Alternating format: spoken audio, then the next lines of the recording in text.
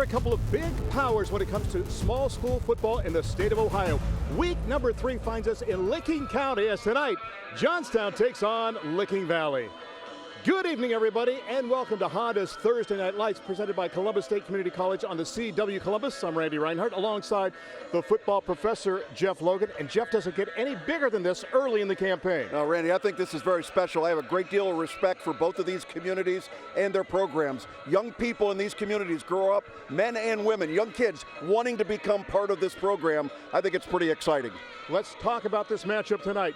You look at Johnstown. They made it all the way to the championship game in Division 5 last year. Their head coach is Mike Carter in year number 18. A lot of talent on this team, but one guy that could be the focal point tonight is the running back. His name is Wes Myers. Wes is a junior running back, and he, along with the quarterback, Cole Workman, have got their hands full because they are trying to replace, get this, more than 5,000 rushing yards from the team last year. He has to play well if they're going to succeed. They lost to Division III Zanesville last week by a count of 35-25. On the other side, Licking Valley 2-0, coached by Randy Boffman. They were state semifinalists in Division IV last year.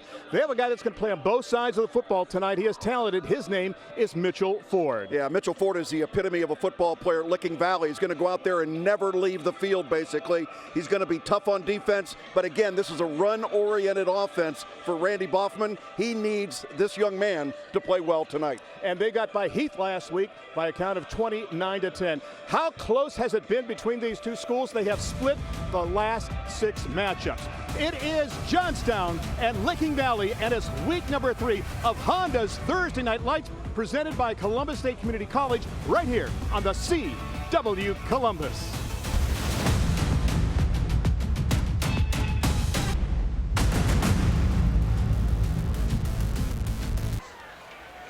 Welcome back to Licking Valley High School. Time now to meet the third member of our broadcast team. Natalie attired as always. Here's Mike Todd. All right, Randy, thanks a lot. Highs were in the 90s today out here in Licking County, but the sun is setting here at Licking Valley. Temperature's not going to be as much of an issue. Interesting fact, though, both of these offenses, even though it's been a small sample size with just 2 games, they've scored the majority of their points so far in the second quarter. Something to look for. Guys, back up to you. Mike, thank you very much. Johnstown won the toss and deferred, so Licking Valley will receive on your left. It's time now for the Dr. Pepper kickoff. Dr. Pepper, the official drink of Fansville. And Jeff, we'll see if the temperature and humidity is a factor tonight. It was a couple of weeks ago. Does it favor either squad? Yeah, you know, hydration is important, and you know, these guys are well schooled, well coached. The training staff on both sides are good. Randy, 2 class programs to talk about what we hit at the Open. Both of these expect to be playing in week 11, 12, 13, and beyond. Caleb Schneider, the freshman, has it teed up, and we are underway. Week number 3 of Honda's Thursday Night Lights, presented by Columbus State Community College. The return start from the 17 up to the 20, 25, up to the 30, and still wrangling his way up to the 35-yard line. On the return is Hayden Heil. An 18-yard return will set up the Panthers 1st and 10 from their own 35-yard line on offense. Head coach Randy Boffman, by the way, is the offensive coordinator for Licking Valley. And you can see the numbers on their quarterback, Logan Bragg. He is a lefty. As you can see, he's 27 of 50 so far in the campaign. Good baseball pitcher as well, too. He was the JV quarterback last year. He's been in the system quite a while. He's waited his turn. Smart. Really, Jeff, more of a pocket passer than probably a running quarterback. Yeah, he's pretty solid back there. I think he gets good protection from that offensive line. Big kid, 2 touchdowns already this season and 1 pick. They like the spread. They'll go to it on the first down play. And the pass across the middle, just overthrown at the 42-yard line, intended on the play for Carson Conley, who was open at the 42. Now, the base is more of a spread than the pro I they used to run. And some of the receivers, you saw Conley, the intended receiver there, along with Creech, Collins, and Heil. The big guys up front are Carl, LaRue, Bishop, Fife, and Brevard. Brevard is a guy with experience. Ford is the running back, and Logan Bragg, the quarterback, is a senior. And in fact, he's a senior class officer as well, too. 2nd and 10 for the 35. This time on the ground, they keep it, and it's Ford with the honors across midfield. Fighting, gaining 20 yards, make it nearly 23 before he's brought down on the play, and enough for a first down for the Panthers. Boy, Mitchell Ford runs tall. He's a 6'2" kid at that running back spot. Seems a little odd. It looks like almost a wide receiver running the football in space here. And you can see it takes safeties to bring him down. Good execution up front. That run set up by the pass, Randy, with the play action beforehand. Picks up 23 on the play. Ford's got it again inside the 40 and all the way down to the 35. Another chunk there of about 7 yards. It'll be 2nd down and short. some 37 ticks into this contest. Nick Riley, by the way, is the defensive coordinator for the Johnnies. He's a Johnstown grad as well, too. He was a senior during Coach Carter's first season. You can see the guys up front. Watch Jake Lusk, already in on about 30 tackles in just a couple of weeks. Stu Davis is a guy that can be a force as well, too. Those defensive ends bookend a young interior to that defensive line. Nickel and La Rochelle, two solid inside backers. Second down, they need a long 3. And the lefty looks downfield, has his man, and has the first down inside the 26, near the 25, as he spins one down to Ricky Collins. His second catch on the campaign. Going to have to give some consideration of maybe playing a little bit more press. They don't want to let things get behind them, but a good delivery there by Logan Bragg. That pass was on target, on time, in the flat. So 1st and 10 from the 25-yard line to go with 2 wide to the bottom. Luke Hampton widest to the bottom, and also Carson Conley on that side, 2 to the top, including Bodie Creech. On a first down from the 25, it is Ford again, and a little gap as he goes off tackle to the right side inside the 22-yard line. The size up front, not what we saw last week, but Jeff, still good size with the Carr, the left tackle, it's 235. Same size for Jimmy LaRue, and Bishop goes about 200. Eldon Fife is 225, and Brevard 6'2" and 190. 3-year starter and an honor student at right tackle. Doesn't seem to make much difference, Randy, anymore. What division we are, 1, 3, 5 would make no difference. These guys are huge across the line. Gain of 3. They need 7 more on second down as we approach 10 minutes left to go. Little boot, little play action waggle, looking downfield. The pass is complete underneath inside the 15, down to the 10, and down to the 8 as it goes to Carson Conley. So Conley makes the catch and has it 1st and goal now for the Panthers. Well, very impressive drive to open the ball game by Licking Valley, led by quarterback Logan Bragg. Comes out here, favors the lefty, running to his left, and just gets the drag pattern coming all the way across. After all the receivers had cleared out the area, Carson Conley came right back in. These are his numbers on the season. And on the first down play, they hand it off to Ford, who gets inside the 5, down to around the 3 before he's undercut. And he may have touched at the 4 for Mitchell Ford with 256 yards coming into this game. Last year, he ran for 487, and as a receiver, caught 581 yards and 4 touchdowns against Heath last week. 25 carries, 158 yards, and he had touchdown runs of 3, 2, 4, and 32. Second and goal from inside the 4 near the 3-yard line. 2:45 into this one. First drive of the contest for either squad. Ford again, and he's going to waltz into the end zone for the touchdown. Well, the Panthers made it look easy there with 9:07 left to go. Mitchell Ford has his 6th touchdown, and then Licking Valley was up 6-0. Boy, execution was perfect. No penalties, no incomplete passes. Excellent job by the offense, and led by the quarterback Logan Bragg and tailback Mitchell Ford. Again, nothing special here. Good execution up front and a great block up the middle. That's Kurt Carr on the left tackle position, coming up with a really good block inside. And get that kind of a hole, Mitchell Ford got to be pretty grateful for that offensive line. And Brandon Bishop, too, a guy that goes 6'5" and 200 at center with a nice seal block as well. And a guy that's kind of tall and lean for center, but, man, he can move with those feet. Extra point time, the kick is up, and it is good, and it's 7-0 as Ford gets the touchdown, and he adds the extra point. And with 9:07 left to go in the first, and Licking Valley up by a count of 7-0, we'll take a break. And remind you, this is Honda's Thursday Night Lights presented by Columbus State Community College on the CW Columbus. We've got a Ramos Roofing touchdown to start this contest, as it was a nice drive and a rapid drive, Jeff, too, by Valley, going 8 plays and taking 65 yards and 2:46 off the clock. Ford takes it in from 3 yards out, and then he goes ahead and they add the extra point as well, too, and they make it 7-0. I don't know if they script their plays like many teams do, but it certainly looked like everybody was on the same page, like they had studied. These are the 8 or 10 plays we're going to run when we first come out. They got lined up quickly. They ran their routes well, gave great protection to the quarterback. Couldn't ask for more than that. Randy Boffman got to be proud of his football team.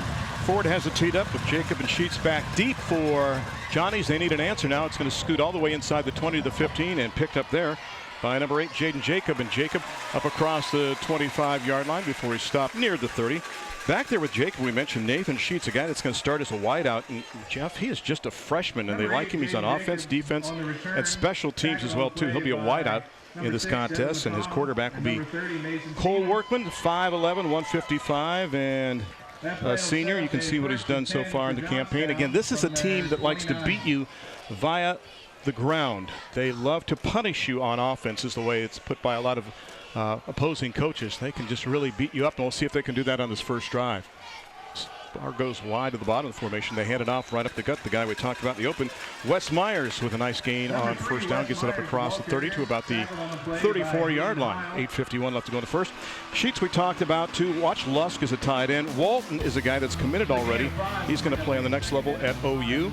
And Myers is the running back. By the way, he celebrated a birthday. It's coming up actually tomorrow. So happy birthday early for Wes Myers. I know what he'd like for a birthday present. Second down and 5 now from the 34. And they lose the handle.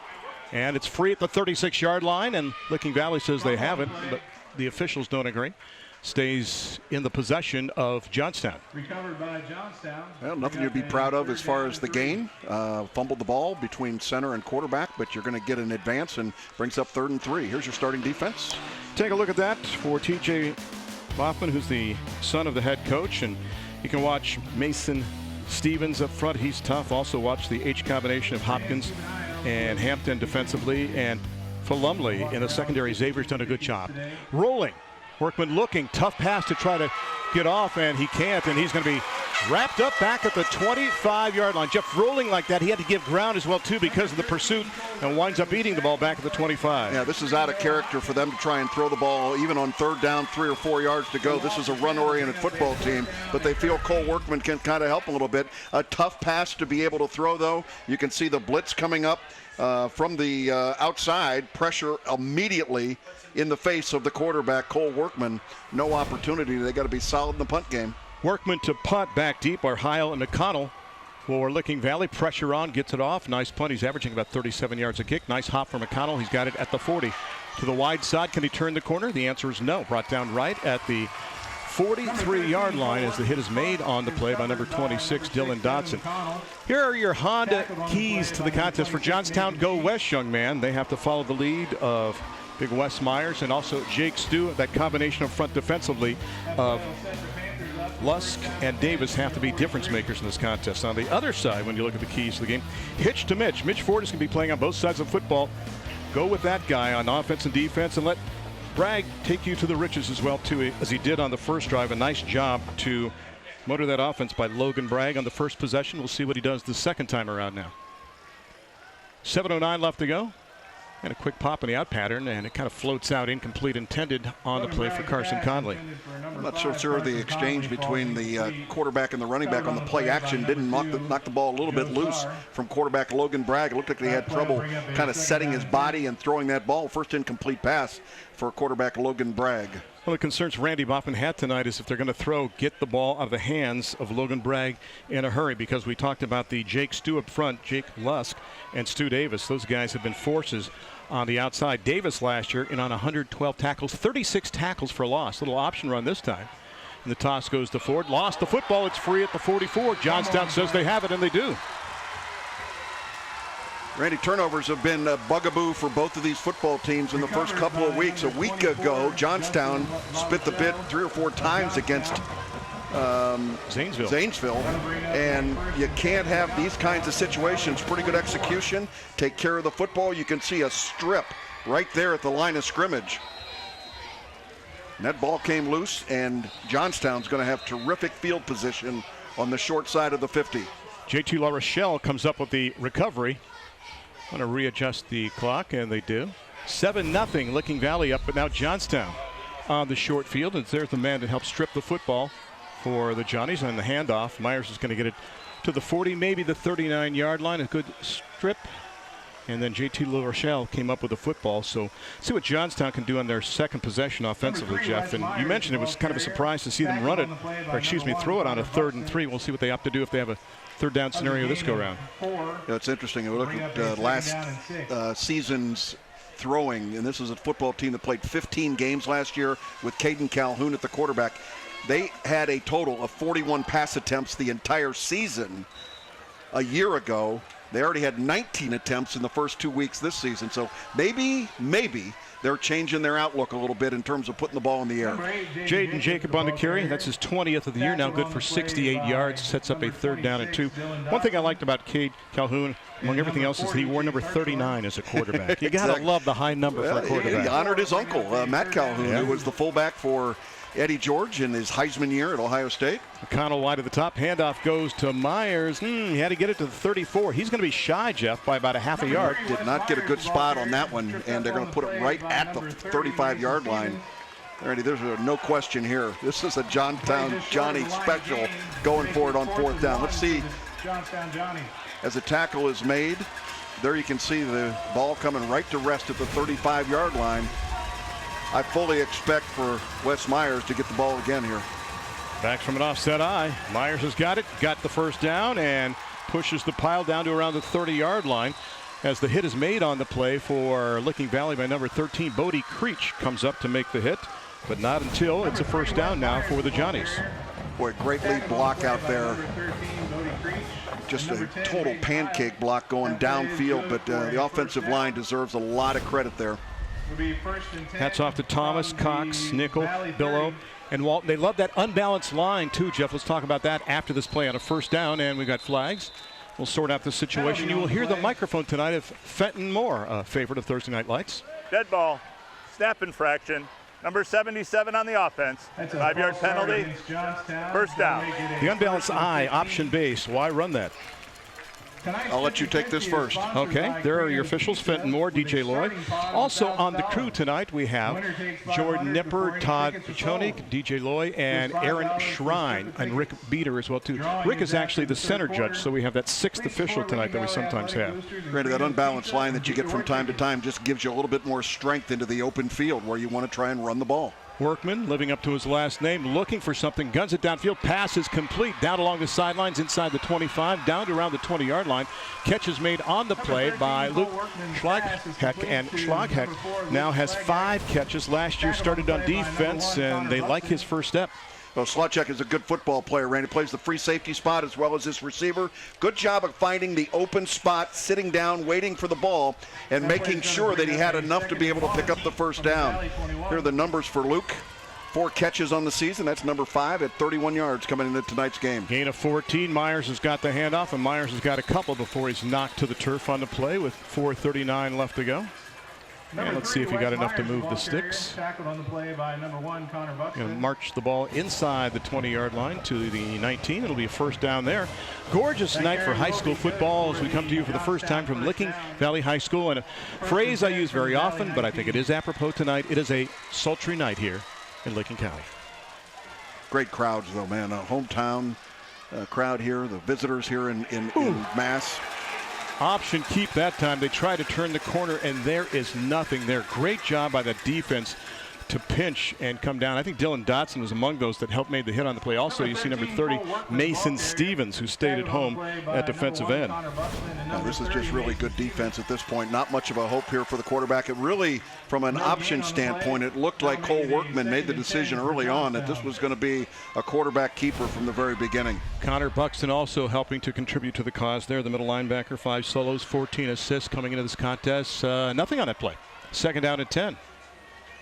So go with 2 wide at the top, and the handoff goes to the quarterback who's going to keep and then tries to toss at the last minute, and the ball's free, and the Panthers say they have it, and they have corralled the football. Coming up with the turnovers, number 6, that is Devin McConnell. Yeah, Randy, you can't have that lack of ball security on the option. This is 100% on the quarterback. You got to make sure you take care of the football. Read the option well at this point. He tried to pitch it, and you could see a strip coming from behind, unable to make the play.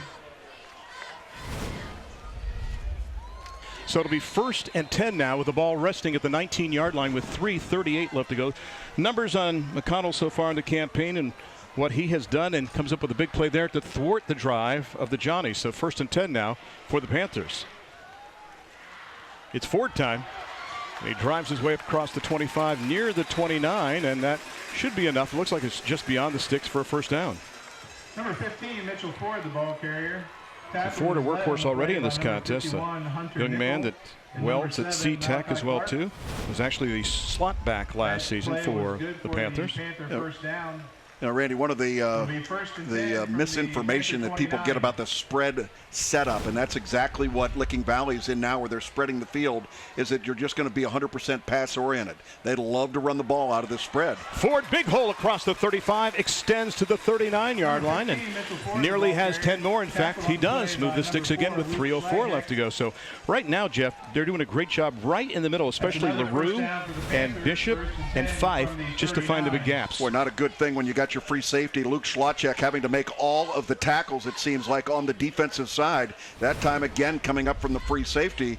Sure-handed tackle, but a touchdown-saving tackle. I think that Mitchell Ford was looking for the end zone. Schlotchek now 20 tackles on the campaign, but his defense sees a 1st and 10 now again for the Panthers. Showing blitz. Are they coming? Yes, they are. They toss near side to Ford.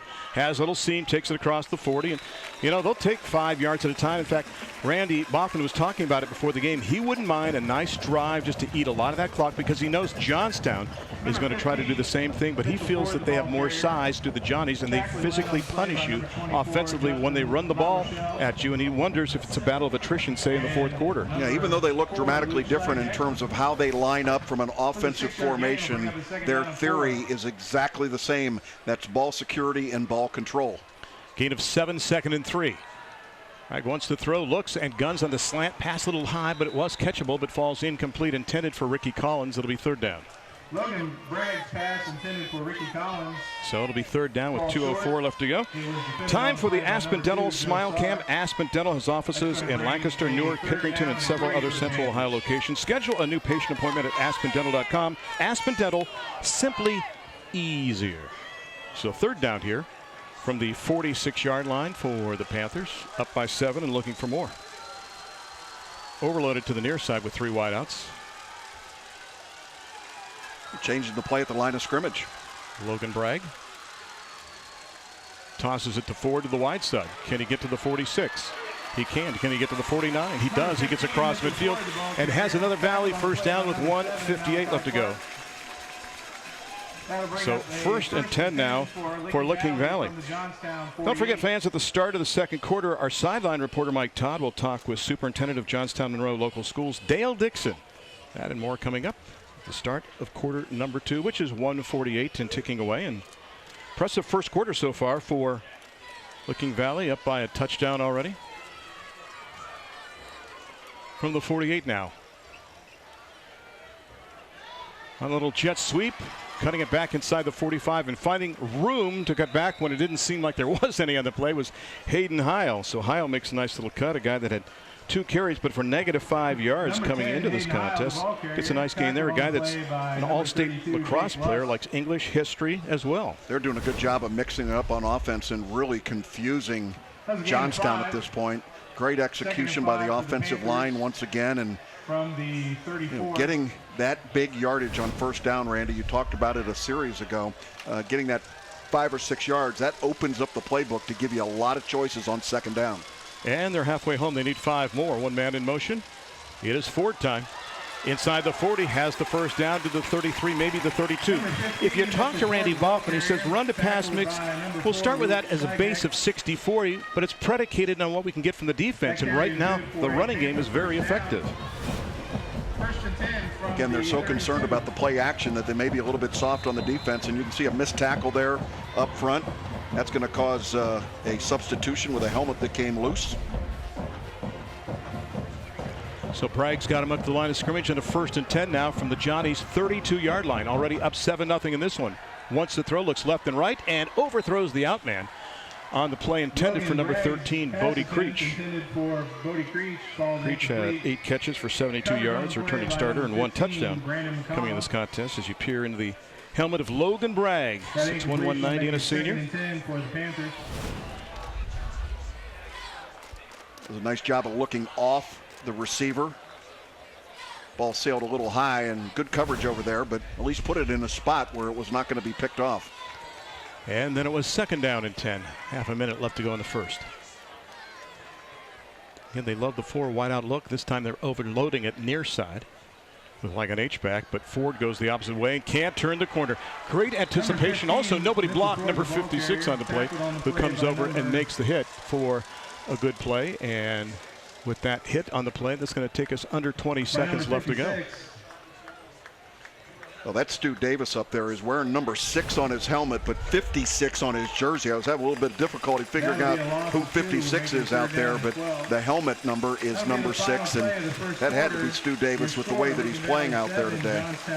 So with the hit, that will end the first quarter. Licking Valley with the score, and they're up 7-0. And we'll take a break right here on Honda's Thursday Night Lights, presented by Columbus State Community College, right here on the CW Columbus.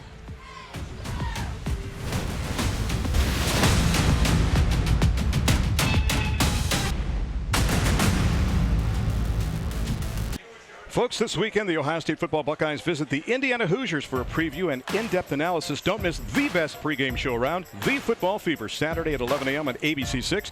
Then at noon, join Fox 28 and the CW Columbus for the Big Game Supercast. That's right, the Ohio State-Indiana game can be seen on both Fox 28 and the CW Columbus this Saturday at noon. Somebody here went to Ohio State, somebody here went to Indiana. Want to talk about it? Long pass downfield and just out of the reach on the play of number 13, Bodie Creech. Jeff, that looked like that was going to float in there perfectly and just off his fingertips. Yeah, and I'll tell you what, well covered on the play, but a good throw by Logan Bragg, putting it up there and just about comes up with the throw. This is one you're just going to go up and try and high point the ball, and you can see did get behind the defenders. Classic stuff for the quarterback. This is where this thing was going from the get-go. So 4th down, and you got to think they're going to go for it here. They're out of field goal range of either Alex Pennington or Mitchell Ford. So 4th down, and we'll call it just about 12. Boy, I would quick kick this in a heartbeat. Well, he's roaming out of the backfield is Ford. Instead, Ford will get the pass inside the 30, the 25, needs to get to the 23. Does he stay in bounds? If he does, what a play by Mitchell Ford, and he gets the first down. Jeff, it looked like he was triple teamed by 2 defenders and the sideline and still found the gap. Yeah, it looked like the first tackle coming up, they probably would have stopped him short of the first down, but unable to secure that. Good setup on this screen pass. I guess that's why Randy Boffman's the coach and I'm up here announcing. I would have quick kicked that and try and pin him in. He wanted to keep the drive alive, and he's got a first down at the 16-yard line. Gain of 19. That's also why the stadium is named Randy Boffman Stadium and not Jeff Logan Stadium. When we go to Logan and Chillicothe, maybe there's a chance for you. Handoff left side, Ford maybe to the 13-yard line. Speaking of Mitchell Ford, 81 yards for him. What he accounted for in that first quarter, and total offense is 109-26 in favor of Licking Valley. Each team committed 1 turnover. We had 1 penalty for 5 yards, and Valley was 1 of 1 on 3rd down conversions. Johnstown was zip with 2. Checking into the contest now for Licking Valley is Colby Sipost, one of the wideouts with the play. A gain of 1, so make 2nd down and 9. 2nd down and 9 from just inside the 15-yard line. Timeout. Licking Valley.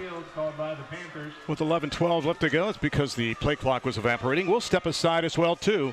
And we'll go downstairs and talk to Mike Todd, who's standing by with a very special administrator. Michael? Well, thanks a lot, Randy. Happy to be joined by the superintendent of Johnstown Monroe Local Schools. This is Dale Dixon.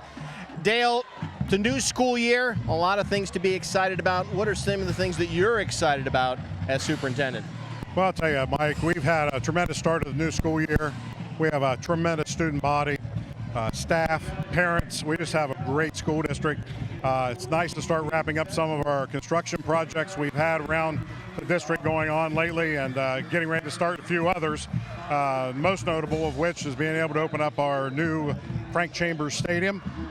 We lost our stadium complex to fire back in December 17, and thanks to the work of the community, the alumni, many good donors locally, we've been able to rebuild, and it's nice to have a facility again for the boys and girls. To have the community come together like that and help rebuild that stadium, what are the feelings that gives you as a member of the community? Oh, that's wonderful. I mean, that's what Johnstown's about. Johnstown's about rolling up your sleeves, and Johnnies get down and they get the work done. And you know, our from our teams to our great band, the Big Red Band, to all of the different classroom teachers right across the board, we just have exceptional people that call them transformational people. They're transforming young lives, and that's what's important. These boys on the football team, the kids in the band, the kids on all our teams, whether they're in the musicals, whatever they're doing, it's all an extension of the classroom. They're learning good character, they're learning good teamwork, and I can't give kudos enough to our great staff and coaches and Board of Education, and it's just a wonderful place to be. Dale, thank you so much for joining us tonight. We truly appreciate it, guys. Back to you. Ford on a second consecutive carry, and is the ball free at the end of the play? Johnstown said it did near the end of the play. They say they have the football. We're waiting for the conference, and yes, they say the Johnnies have it. Wow. On a play where it looked like Ford was going to dent or come close to the goal line after an option run where he gained 7. That play off the right side got near the goal line. The ball comes free, and the Johnnies prevent a touchdown. Well, you can see the shock on that young man's face after he came up. He's trying to get the extra yards here. Great tackle up the middle. Luke Slotchak came up there, and he's the one that blew the loose ball out of there. And you can see the recovery right there just short of the goal line. Randy, they're going to mark it inside the 1 yard line. I think the back of the ball may be touching the goal line. So Schlag, heck, with the big play, 5'8", 165, and they'll just keep it on the ground and hello rugby and try to scrum it out and get something, anything they can. They're out to near the 3 yard line. It'll be second down and long from there, but that was big for Johnstown just to avoid another touchdown. And Johnnies now will have it second down. We've played just about 150 of quarter number 2 as Valley is up 7-0 in this contest. Ford got an early touchdown. There's Coach Carter. What a masterful job he has done. You think about it, career mark of 147.52. His real name is William Michael Carter, but there's a lot of Williams in his family, so he goes by his middle name. And 4 years as an assistant coach at DeSales, also the assistant head coach at Ohio Wesleyan and assistant at Westerville North under Ron Bones Belconi as well, too. Handoff, and boy, they got it up to maybe the 4 yard line, and that's about it. It's Myers on the carry that time. We'll give him maybe one. I checked that. That's number 8 on the carry. That's Jaden Jacob. So Jacob will get it up to around the 4, and it'll be third down from the 4. Third, and they need about 7 from there. I asked Mike Carter before the football game, Randy, how do you replace all that power that you had last year with Caden Calhoun, Barish, and Myers in the backfield that had nearly 5,000 rushing yards? And he said, Jeff, it's impossible. I'm just asking our kids to do what they can do to make us a better team every day. Workman this time going to spin himself and get it to maybe the 4.5. Picks up a half yard. It'll be fourth down from there. Well, that's the thing, Jeff. You look at the numbers for Johnstown and Coach Carter. 5 consecutive playoff berths. In the last 5 years, they have won, are you ready? 53 games. So you do the math. They average more than 10 wins a season over the last 5 years. The teams they lost to last year went 23-4. They scored 34 or more points 11 times. And the challenge to this year's team, the same for Licking Valley, is when you have a team that goes as far in the tournament as these schools did, can you turn it on again? Can you reload? And both are trying to do that. A high snap out of the back of the end zone. And that'll be a gift 2 on the play. So chalk up 2 more on the safety and make it 9-0 now for Licking Valley. Oh, bad mistake in the kicking game. And Randy, one of the difficult things in that special teams is trying to execute down there. You want to get the ball back quickly, give the punter as much time, but under no circumstances was there going to be enough time for Cole Workman to be able to make that play. I mean, just no chance whatsoever. It was a snap to the snare drummer in the Big Red Band. Before the free kick, we'll take a break. 9-0 Licking Valley on Honda's Thursday Night Lights, presented by Columbus State Community College.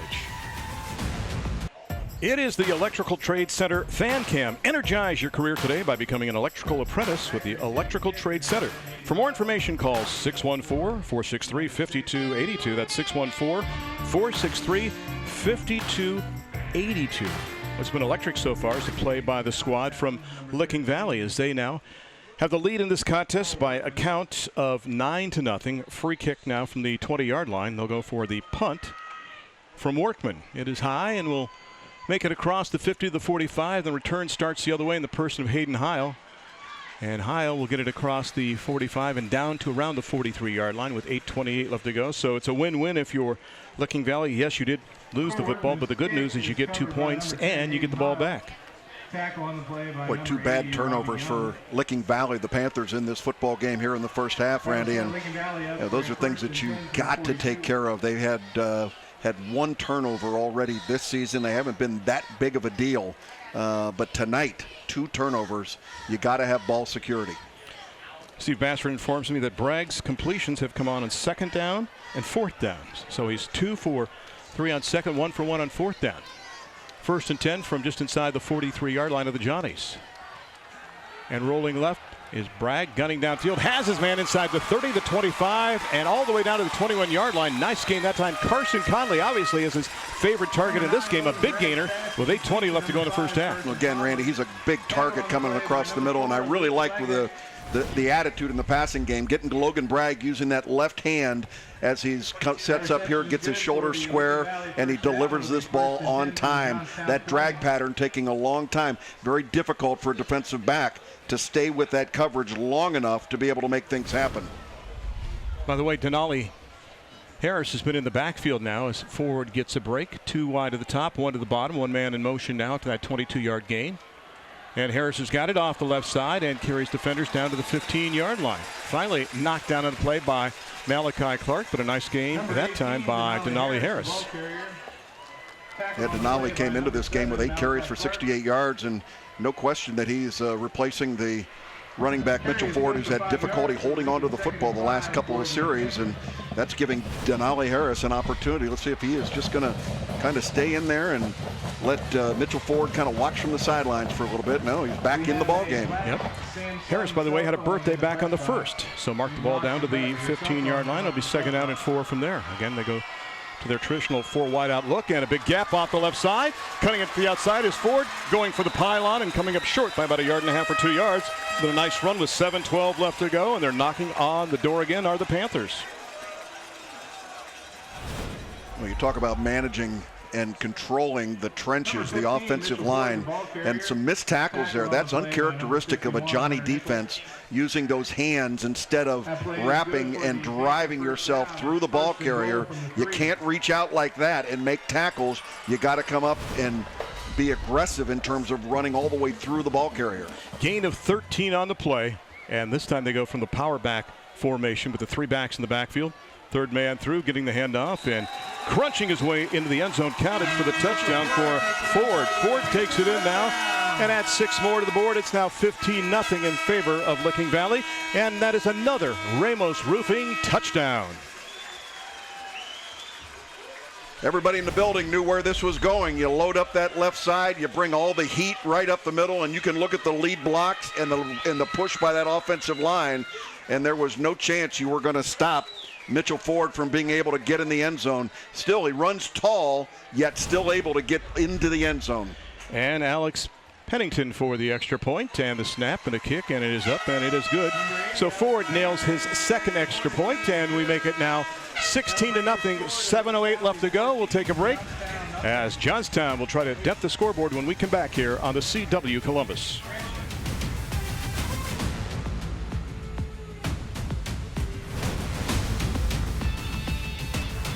And welcome back to Randy Baughman Stadium. 16-0, the home team up as Ford has it teed up. 4 plays, 42 yards, 1:20 off the clock, and Ford takes the last 2. Pennington with the icing on the cake, and the return's going to start from the 16-yard line for the Johnnies now.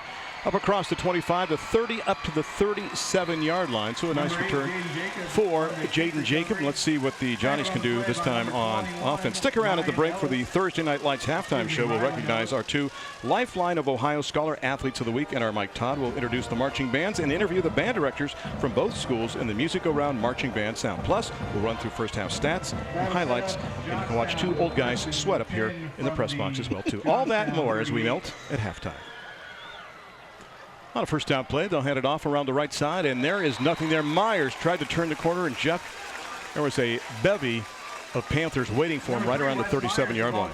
Now, Randy, this is a real test of character for this Johnstown football team, because they're down 16-0 here in the first half against their rival, and you can see that the rival, Licking Valley, continues to bring the heat. Middle linebacker Connor Buxton coming up to finish that play. But Randy, this is where you're challenged. You need your senior leadership. You need the experience of those guys up there to say, listen, we got to get this thing done. We got to get this drive and make something positive happen. Mason Stevens did a good job in that play, and a late toss goes to Myers around the left side across the 39 to around the 40-yard line. Good job that time by West just to put his helmet into the defender and pick up what he could on the play. He's going to march it up beyond the 40 to around the 41-yard line. It'll be 3rd down from there, and they need to get it up to the 48. The second time there's been a little bit of a problem between quarterback and center getting the football, and an awkward snap going back to Wes Myers. This is an uncomfortable down in distance for this football team, Randy. 3rd and a long 6. And Workman's going to roll and give ground and try to turn the corner. Stevens pressuring, guns underneath, and the pass rolls incomplete. Boy, that was a tough pass to throw because there were 2 receivers there, but 3 defenders. The intended receiver on the play we'll go with is Brandon McConnell, but also in the area code was Wes Myers. Well, the problem is the play broke down at the very beginning. You're going to see quarterback Cole Workman having to work deep here because nobody picked up the first rusher. And again, trying to deliver this ball back across your body is nearly impossible. And I remember last time in punt formation, this snap went right over the head of the punter, Cole Workman. Again, that was Mason Stevens blowing up the play, a young man who likes math and watching OSU with his dad. And a whistle and a timeout on the field.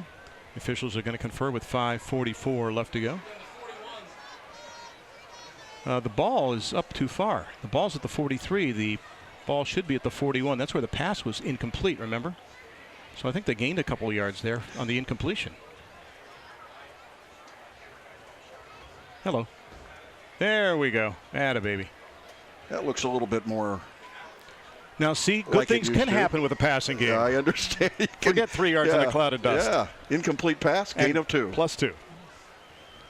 4th down and 7. Workman now standing back at his own 30. And gets a nice punt off this time. Caught at the 27 and drilled immediately on the play. Nowhere to go for Hayden Heil.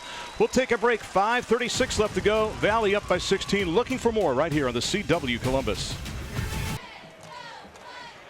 Of course, who can forget the hit song Full Moon Over Newark, right?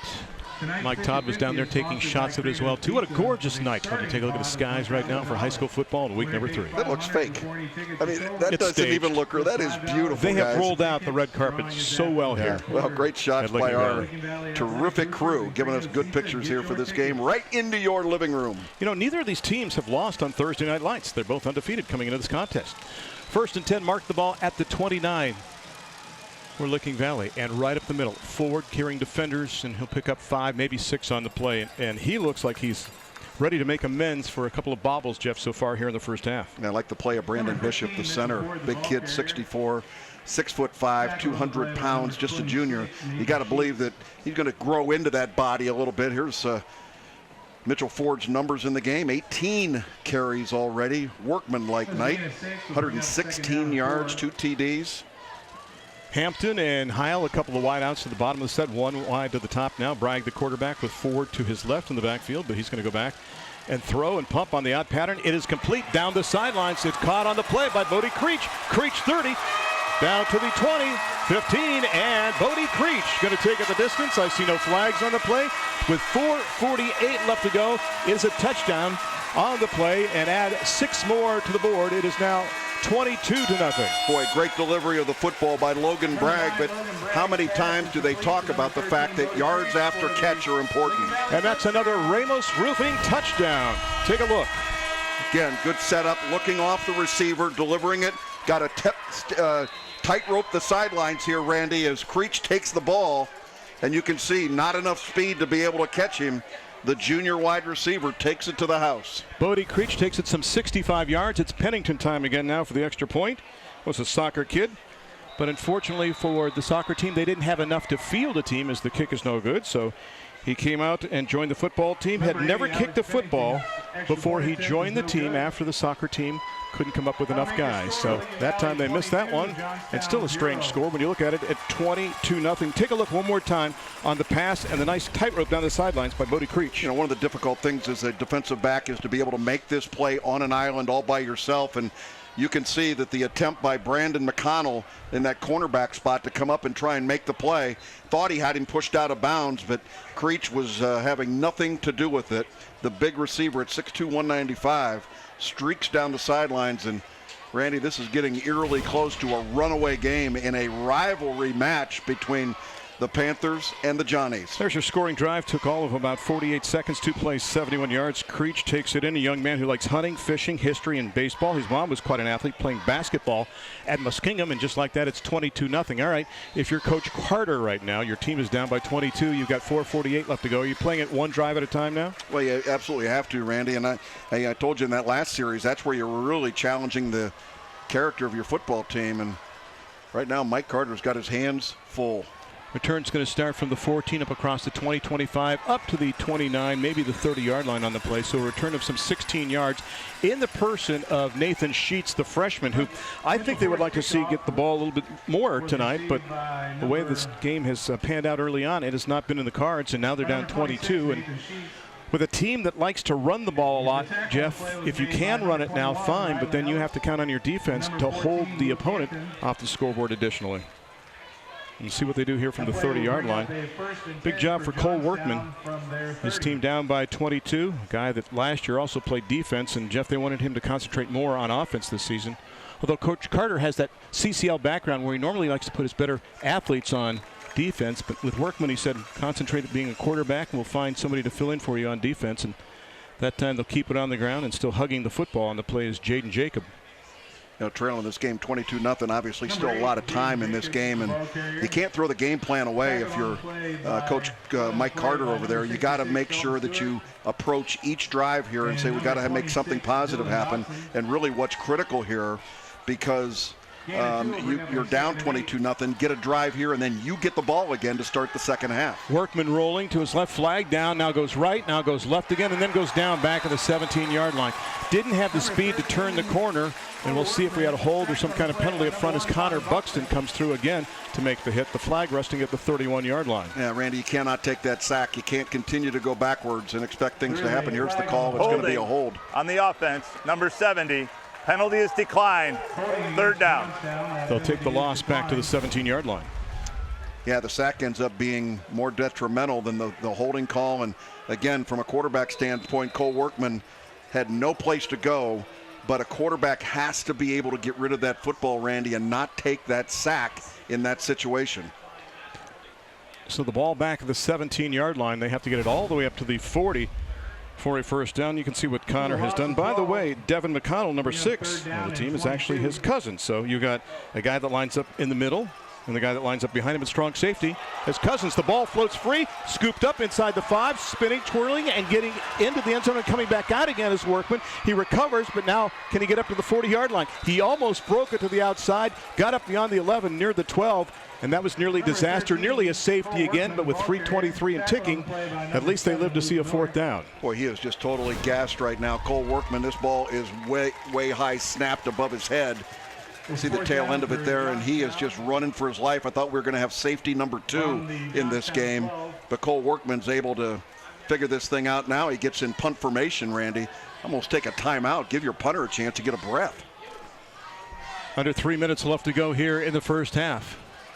High snap again. They get it down. There's the boot.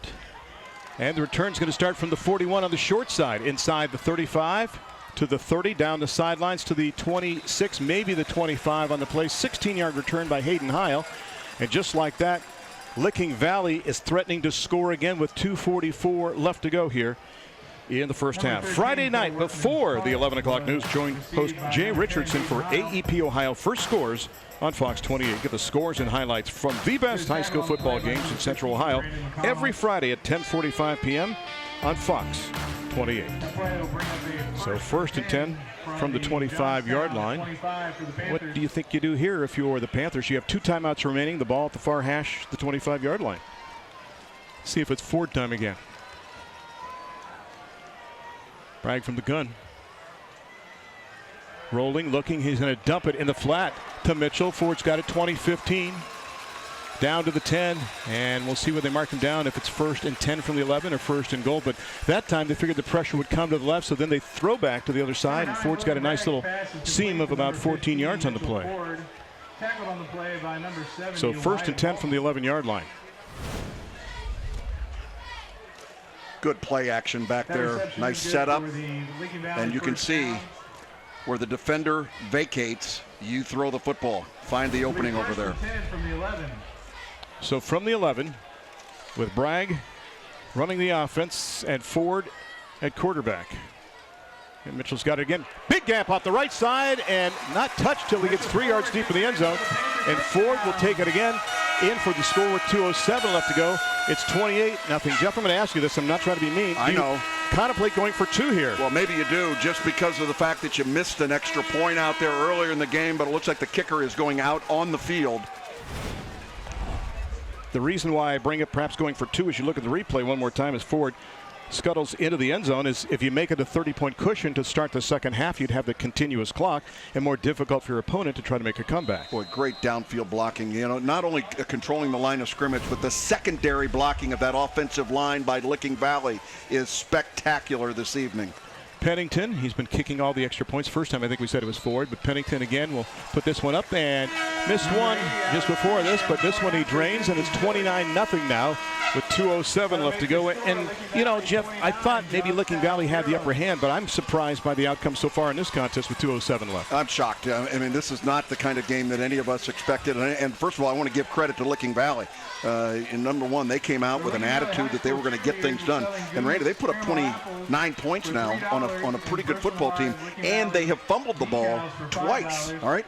They have 29 points on a very proud defense, and Randy Boffman has plenty of things that he's going to continue to want to coach his kids on. Quick 2 plays, 25 yards, 37 seconds is all it took for the scoring summary.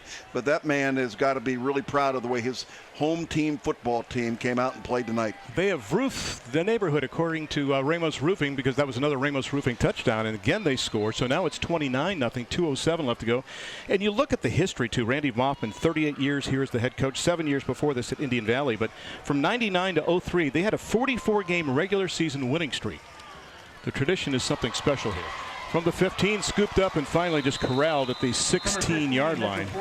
And that'll be where that return stops with 2:04 left to go here in the first half. It's the show where every word counts. Check out the new hit game show, 25 words or less, pairing funny celebrities and average Joes in a quest for big bucks. Join host Meredith Vieira for 25 words or less starting Monday at 5, only on the CW Columbus. In 25 words or less, Licking Valley dominates.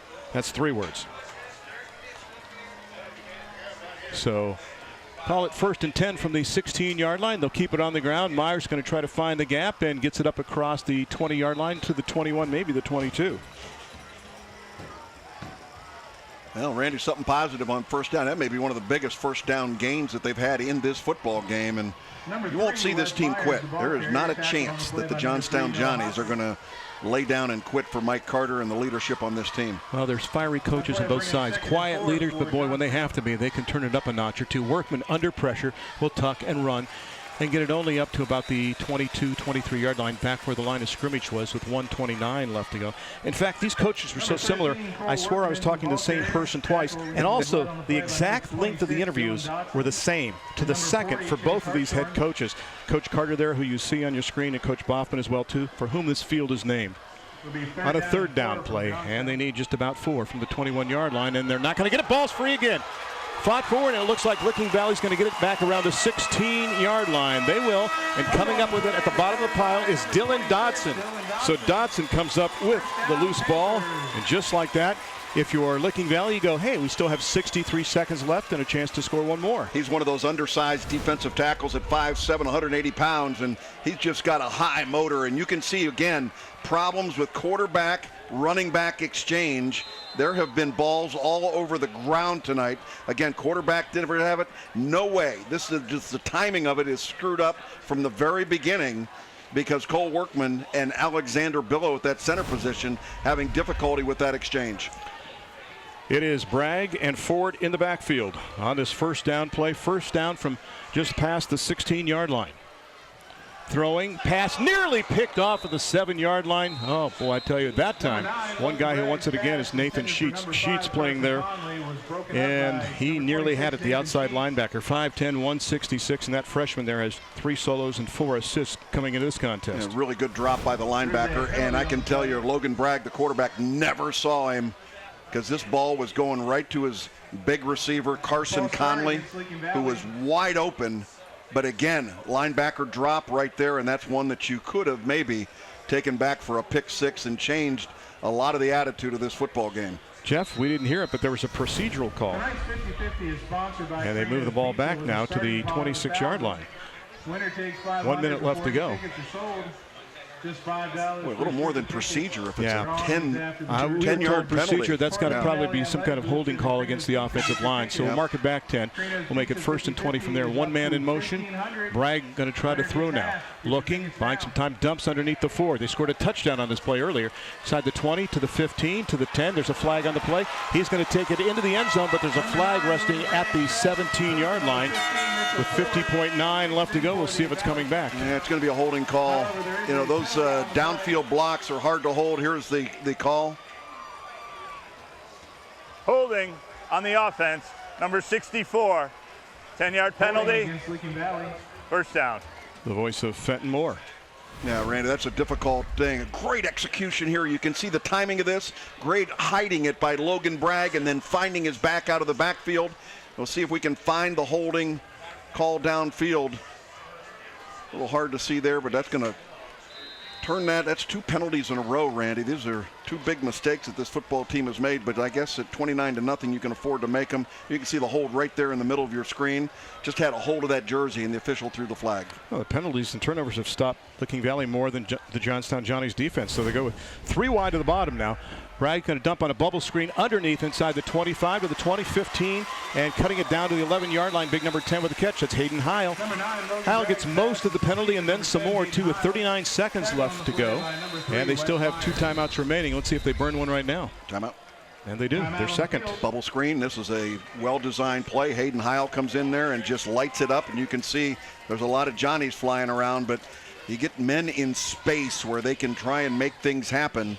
4 receptions coming into this game for Hayden Heil, averaging 10.3 yards every time he touches it. So we'll see what they do here as they burn their second timeout with 36.7 left to go here in the first half. And we want to remind you folks of the following information. You don't need a TV to watch Honda's Thursday Night Lights. You can watch it on your smartphone, which is a great way for out-of-town fans to catch tonight's game. Hello, Aunt Barbara, by the way. Just go to cwcolumbus.com, click on Sports in the main menu, and watch the live feed right in the palm of your hand, either the right hand or the left hand, if you will. So 36.7. And this is a Licking Valley team that Jeff has shown me the propensity to not only run the football, but throw the ball as well, too. So some of the concerns they had about the Johnstown defense, this Logan Elm team was concerned about their blocking of the offensive line. They look pretty stout so far in this first half. No kidding. You got to be pleased with the way they came out. Their attitude was in the right spot right from the jump. The offensive line was doing a good job, and the execution of Logan Bragg so far tonight has been the difference in this ball game. Second down, they'll call it 2. It's closer to 3 almost, though. And Bragg wants to throw, looks in the end zone, and has his man. That was easy for a touchdown. Cutting across the middle is Carson Conley for the score. And there's another Ramos Roofing touchdown, and with 33.9, it is now 35-0 in favor of Licking Valley. Yeah, Randy, this is another perfect example of Logan Bragg not rushing and forcing the football in there. He's letting the plays happen, going through his checks. 2 receivers, top of your screen, are going to run out patterns to the corner of the end zone. He looks at them and then comes back over the middle, and you can see the wide open Carson Conley. We've seen that drag play all night, and they have been able to hit it at will. Extra point time again for Alex Pennington, the 5'8", 130-pound junior, to make it yet another point on the scoreboard. This one is blocked, so we'll stay at 35-0. So it looks like a traditional score 5 touchdowns times 7, right? That's not how we got to this point with 33.9. And, you know, hats off to Logan Bragg. He was basically in the shadows of Chase Wisner, a 1,000-yard rusher and passer. And you wonder what kind of quarterback Logan would be. Well, maybe he's not the runner, but I tell you what, he's got a great arm and he has a great handle on this offense as well, too. And, boy, this team could be a force to be reckoned with in the postseason as well, so look out. Parents, families, Papa John's and the CW Columbus want to share your high school football photos. Go to cwcolumbus.com, upload your pictures to the Papa John's fan channel, and look for them on TV during next week's Honda's Thursday Night Lights. One of your photos may be the Papa John's fan photo of the week. I don't know about photos, but I know about their pizza. And give me Hawaiian every time. Thank you very much. 33.9 on the clock as they take it in for a touchdown. Just under half a minute left.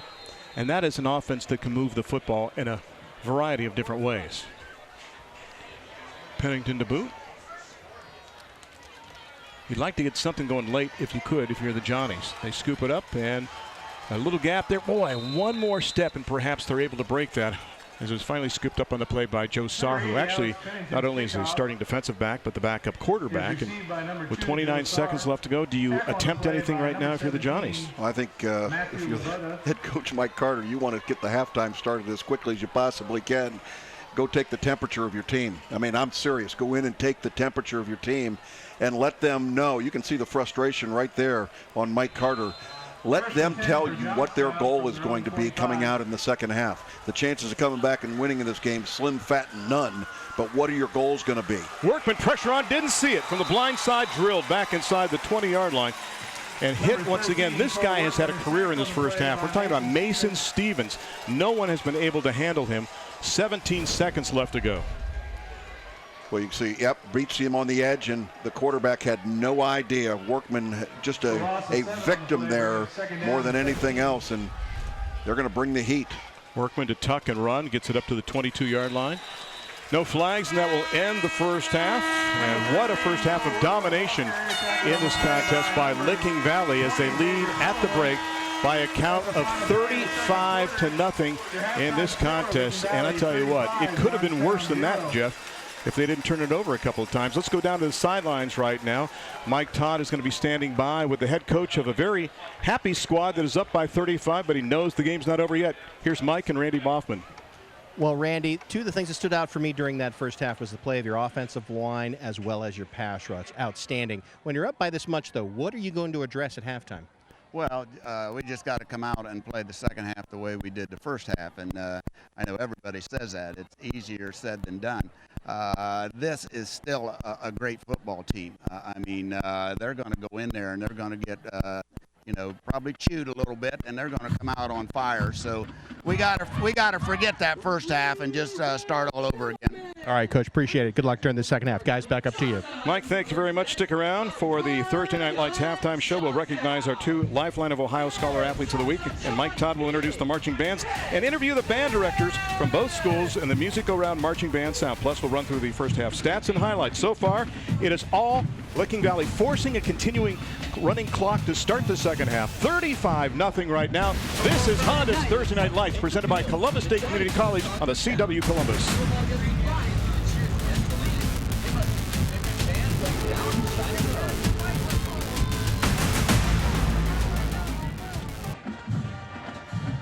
You are watching the halftime show on Honda's Thursday Night Lights on the CW Columbus. Licking Valley in control by a score of 35-0. It is now time to honor our Lifeline of Ohio Scholar Athletes of the Week. Lifeline of Ohio is proud to recognize Central Ohio Scholar Athletes. Ciara Hoover is on the cross-country team at Licking Valley High School and is a two-time regional qualifier. She's also on the swim team, where she received first-team LCL honors and varsity lettered for 3 years. In track and field, she received additional first-team honors and was named Licking County League Runner of the Year. She's currently taking College Credit Plus classes at Ohio University Zanesville. She's the Vice President of Student Council and a member of the National Honor Society and volunteers at the YMCA Day Camp. Ciara has a 4.0 GPA. Haley Cook is the soccer captain at Johnstown Monroe High School, where she's been on the varsity team for 4 years. She was named JV Most Valuable Player in 2018 and was the 2017 District Runner-Up. Haley also received a letter for cross country. She's taking honors classes and earned an academic letter for 3 years. Haley is class president, a member of the Book Club, National Honor Society, and plays in the Symphonic Band. She has a 4.6 GPA. Congratulations to these outstanding Lifeline of Ohio Scholar Athletes. Congratulations to our Scholar Athletes of the Week. Earlier tonight, I was able to talk to the director of the Johnstown Johnnie Big Red Band. It's all a part of the Music Go Round marching band sound. Happy to be joined by the band director at Johnstown, Mark Zerilli. Mark, how long have you been with Johnstown? Well, this is my 12th year at Johnstown High School, Mike. Okay. Some of the things that are happening this year for the Johnstown band. What are you excited about? I'm just excited about the overall energy and attitude of the group this year. It's been fantastic. Great senior leadership. So it's been a great start to the season so far this year. What's your halftime show going to be like this year? Our halftime show for the first show is we're playing some hits from the Dewey Brothers. And then our second show, which we start working on this week, will be some pop tunes. And then the last show, a lot of kids have requested some Queen music. So we'll be doing some Queen for our third halftime show this year. Very, very cool. Where are you guys going to be playing? What contests are upcoming that you guys are going to be playing? This Saturday, we're going to be in Dayton, Ohio, playing at Wayne High School for their band festival. So that's Saturday at 6:30. We're also going to be in Orville High School, playing at their band festival on October 5th. And then lastly, you can see us at the Pumpkin Show in Circleville, Thursday, October 17th at 8 o'clock. Now, I would be remiss if I didn't mention that Mark is a member of the Marching 110, the former member of the Marching 110. You're playing the Doobie Brothers. Can I expect to hear Long Train Running? You might hear Long Train Running. You might also hear a little bit of Blackwater tonight. Nice. You got to be a big fan of the Marching 110. Those great Saturday afternoons down at Peden Stadium listening to the Marching 110 at The Ohio University. Coming up, we'll have more of the music around marching bands down. You're watching the halftime show on Honda's Thursday Night Lights on the CW Columbus. Welcome back to the halftime show on Honda's Thursday Night Lights on the CW Columbus. Licking Valley in control by a score of 35-0 over the Johnstown Johnnies. Let's go ahead and take a look at highlights from across the country. Try again to punt the ball with 37 ticks left to go. Magwood standing at his 40. No, he's going to throw it. I told you. There you go, a little trickery. Down to sidelines, 45-40, 35-30, 25-20, 15-10, and fighting and churning and carrying defenders into the end zone on the play. To move against our defense right now, so get the ball to your playmaker. Quick throw, intercepted. Upper St. Clair, Mateo Sapolio. One man to beat, and he is gone. Pick 6 for Upper St. Clair. Quarterback for Russ Jones, the first year of Syracuse football. Hamlet wants a punch. He's got it. And Burke right in front of Grandma. Scores again. Cunningham bobbles the snap but corrals it. Now lets it fly deep. Up and making that catch is Simmons. Slade Simmons with an excellent grab in coverage. For the Crusaders. Fox will come back over the middle. Will hit and lateral, and it's going to be Sigma. Will take it in for 6. Oh my goodness! Now break down, far side again. This is Fisher breaking tackles and cutting it to the near side. Now he's going to pick up some blockers inside 20, 35 to 25. Down to the 15, cuts it back to the 10. Look at this. Skips past another. Spin move, touchdown. Lots of great football being played across the country. A lot of great bands playing on those fields as well. One of the more rewarding things is when the visiting band comes and plays at the home in front of the home crowd, and the home crowd shows their appreciation. And we want to show a little appreciation for the home band right now, as earlier this evening I was able to talk to the band director at Licking Valley, part of the Music Around Marching Band Sound. Well, I'm honored to be joined by John Barrett, the band director here at Licking Valley. John, how many years have you been the band director at Licking Valley? Well, this is my first year at Licking Valley, actually, but I'm a 2012 graduate of Licking Valley, so it's really unique to be back at my alma mater, giving back to a community that gave me so much. So I'm really enjoying the experience. Okay, now you've got a halftime show coming up, and you've got a little bit planned after the game tonight. Talk a little bit about that for us. Yeah, so our halftime show tonight, we're going to be doing some community favorites and band favorites. We're going to play Ohio's rock anthem, Hang On Sloopy, to open up our halftime show. Our second number is going to be Land of a Thousand Dances, and we have the famous, renowned head chop that we're going to be doing, where our students kind of look like they're going to be hitting each other's heads, but they're really not. It's a pretty unique thing. Then we're going to follow that up with our school's fight song as well. But after the game, we're going to be doing our competition show this year entitled Shine, which is based on the Maya Angelou quote, "Nothing can dim the light that shines from within."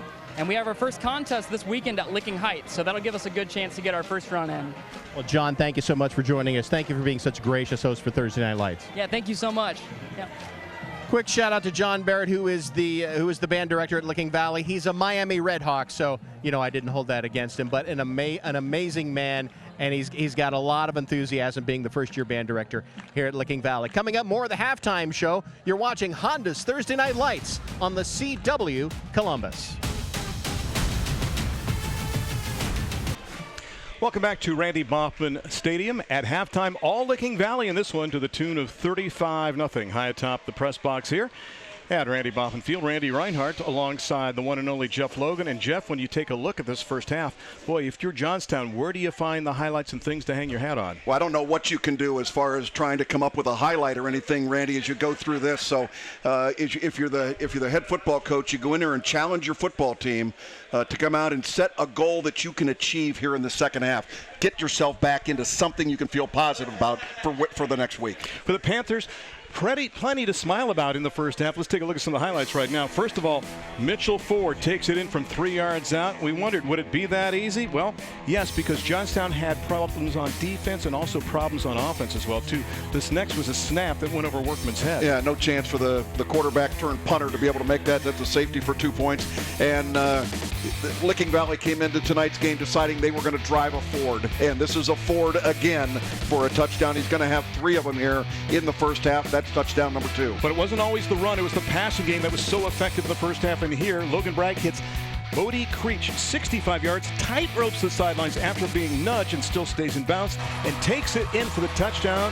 And the route was on. Then you mentioned Mitchell Ford, another dose of Ford late in the second quarter. Well, and some great offensive blocking. You can see downfield, they got a bunch of bodies down there. And then finally, again, we've got a great throw by quarterback Logan Bragg, getting the drag pattern across the middle to Conley in the end zone, and that ended the scoring. Carson was their leading receiver in the first half. They're the numbers, and they reflect the total dominance of the Panthers in the first half. Total yards, nearly 300 yards more for Licking Valley than the Johnnies in the first half. Miscues were an issue, more so for the Johnnies. And then you see the penalties, not very many in the first half, just a total of 25 yards.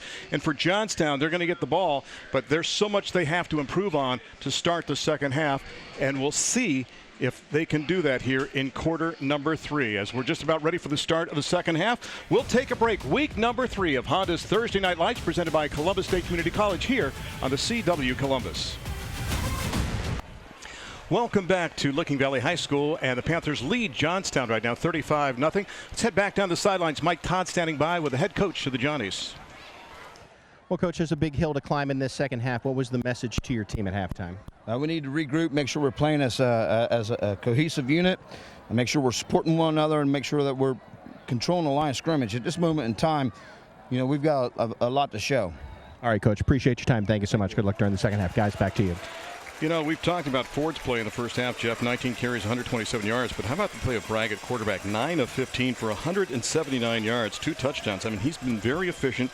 I think you look at this team right now for Licking Valley. You don't want to say peaking early, but my goodness, they offer the running game, the passing game. The defense looks strong. Stevens and company have done the job. They've pressed everything to the inside.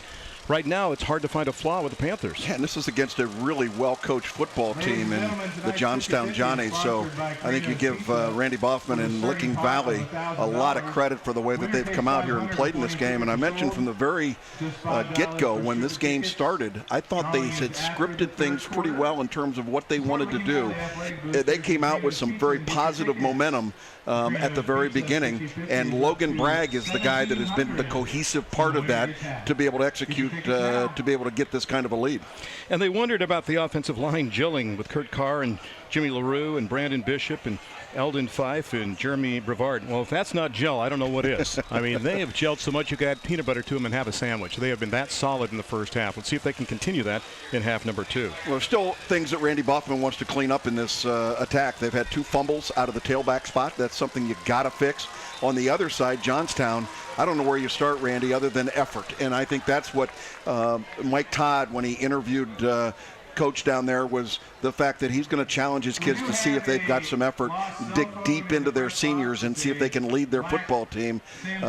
The idea of getting into a running clock situation in a rivalry game was not part of the menu. Again, it's not so much effort, I think, as gelling. We talked about the gelling that Licking Valley has done. That's what the Johnnies have to do here in the second half. Make a step. They need better protection for Workman at quarterback in the second half, and we'll see what happens as we're just about ready to boot it. And it's time now for the Dr. Pepper kickoff. Dr. Pepper, the official drink of Fansville. And with the honors to boot it one more time is Alex Pennington. Next week, by the way, if you're wondering, for Licking Valley, they will take on Utica. It's currently 0-2. On the other side, the Johnnies take on Granville. Aces are undefeated in the first 2 contests of the campaign. Return's going to start from the 15-yard line up across the 20 to the far side, and a nice return. up near the 30-yard line. As it'll go back some 15 yards for the freshman. And that would be Nathan Sheets. Boy, you're talking about the miscues and mistakes in the first half. We had a boatload of them, especially early on. There's the snap over Workman's head that led to a safety, and that was just the beginning, Jeff. Yeah, and Randy, this, again, you're exposing your quarterback to some really dangerous plays. That started with a problem with quarterback center exchange, screwed up the timing of the play, and just wasn't very good. Execution this time is nice, but penetration is better by the defense. They make the hit right at the 30-yard line, so they get it back to the line of scrimmage, and that's about it. And it's a name I've called a number of times. It's Stevens again. And there's Myers with his carries so far in this contest, averaging, what, just over 3 yards a carry. So the defense has held him in check. But Stevens again making a solid hit on the play. So it'll be second down.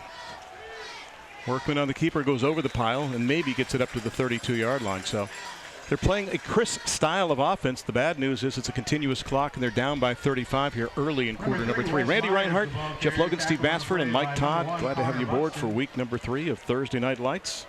What do you think of the trip over here? It was a lot of fun, I thought. Well, I turned it into a quite an afternoon. I had 2 business meetings that I started up in Sunbury, Ohio. Sunbury. Made my way down through, had a meeting in Granville, and then over here in time for the game. Jaden Jacob will get the ball and push the pile and got all the way through, found a seam.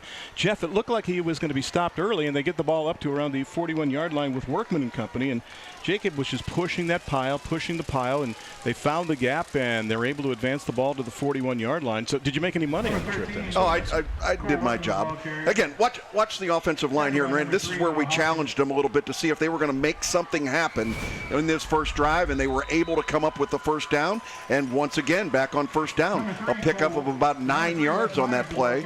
And, you know, Randy, that's the little victories that head coach Mike Carter was looking for here in the second half. Here's the play right after the first down. You can see blocking downfield, and this is just good execution. The gelling that Randy was talking about looking much better on this series. Wes Myers picks up 9, 2nd and 1 from midfield. Little misdirection as the wingback comes over and gets the handoff, takes it down inside the 46 near the 45. That'll be enough for the first down as they move the ball, and a good play that time as number 4 gets the carry. That's Luke Schlagheck, and he's got the first down. They'll mark him down officially at the 46-yard line, but there is that crispness right now that you did not see in the first half, and they look a little bit more confident. I think right now you do have to kind of just forget about the scoreboard, down by 35, and take it one drive at a time. If you can get it in for a touchdown, you take it underneath 30, and you end that continuous clock.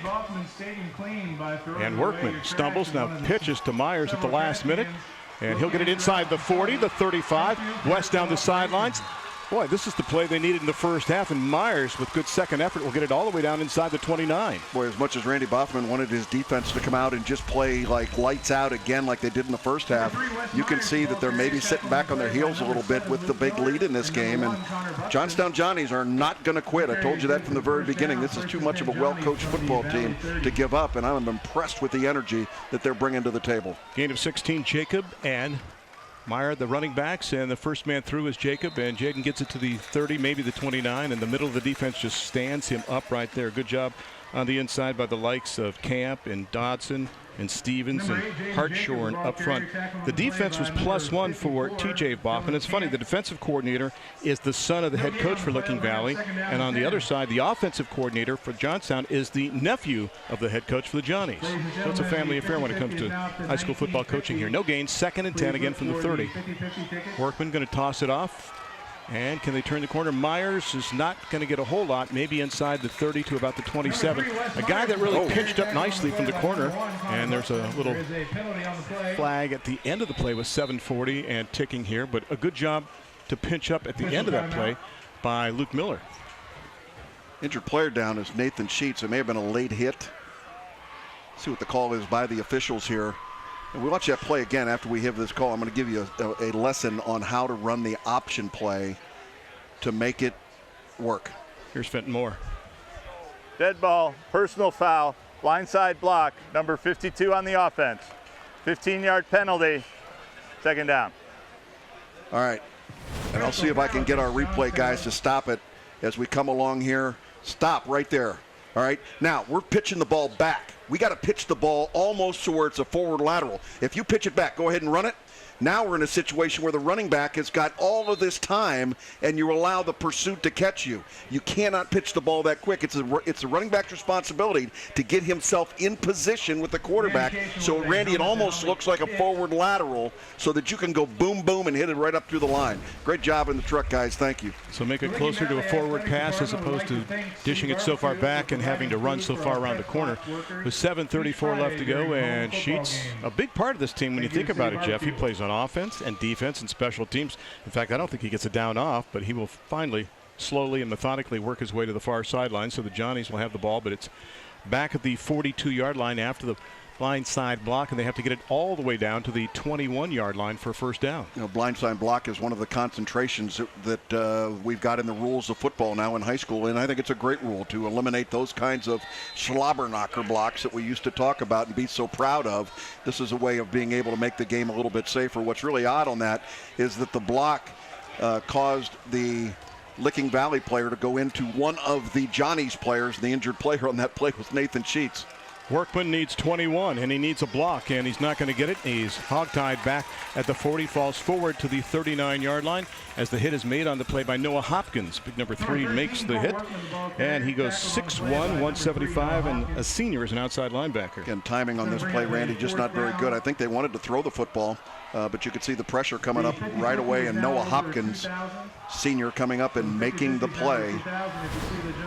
And down by 35 and nearly halfway through the third quarter already. They're going to go with a 4 wide out look and 1 back in the backfield for Workman on the 4th down play. Needs about 19. He's going to roll. Can he buy some time? Now he's going to try to buy 20 yards, and it's going to be tough to do to the far side.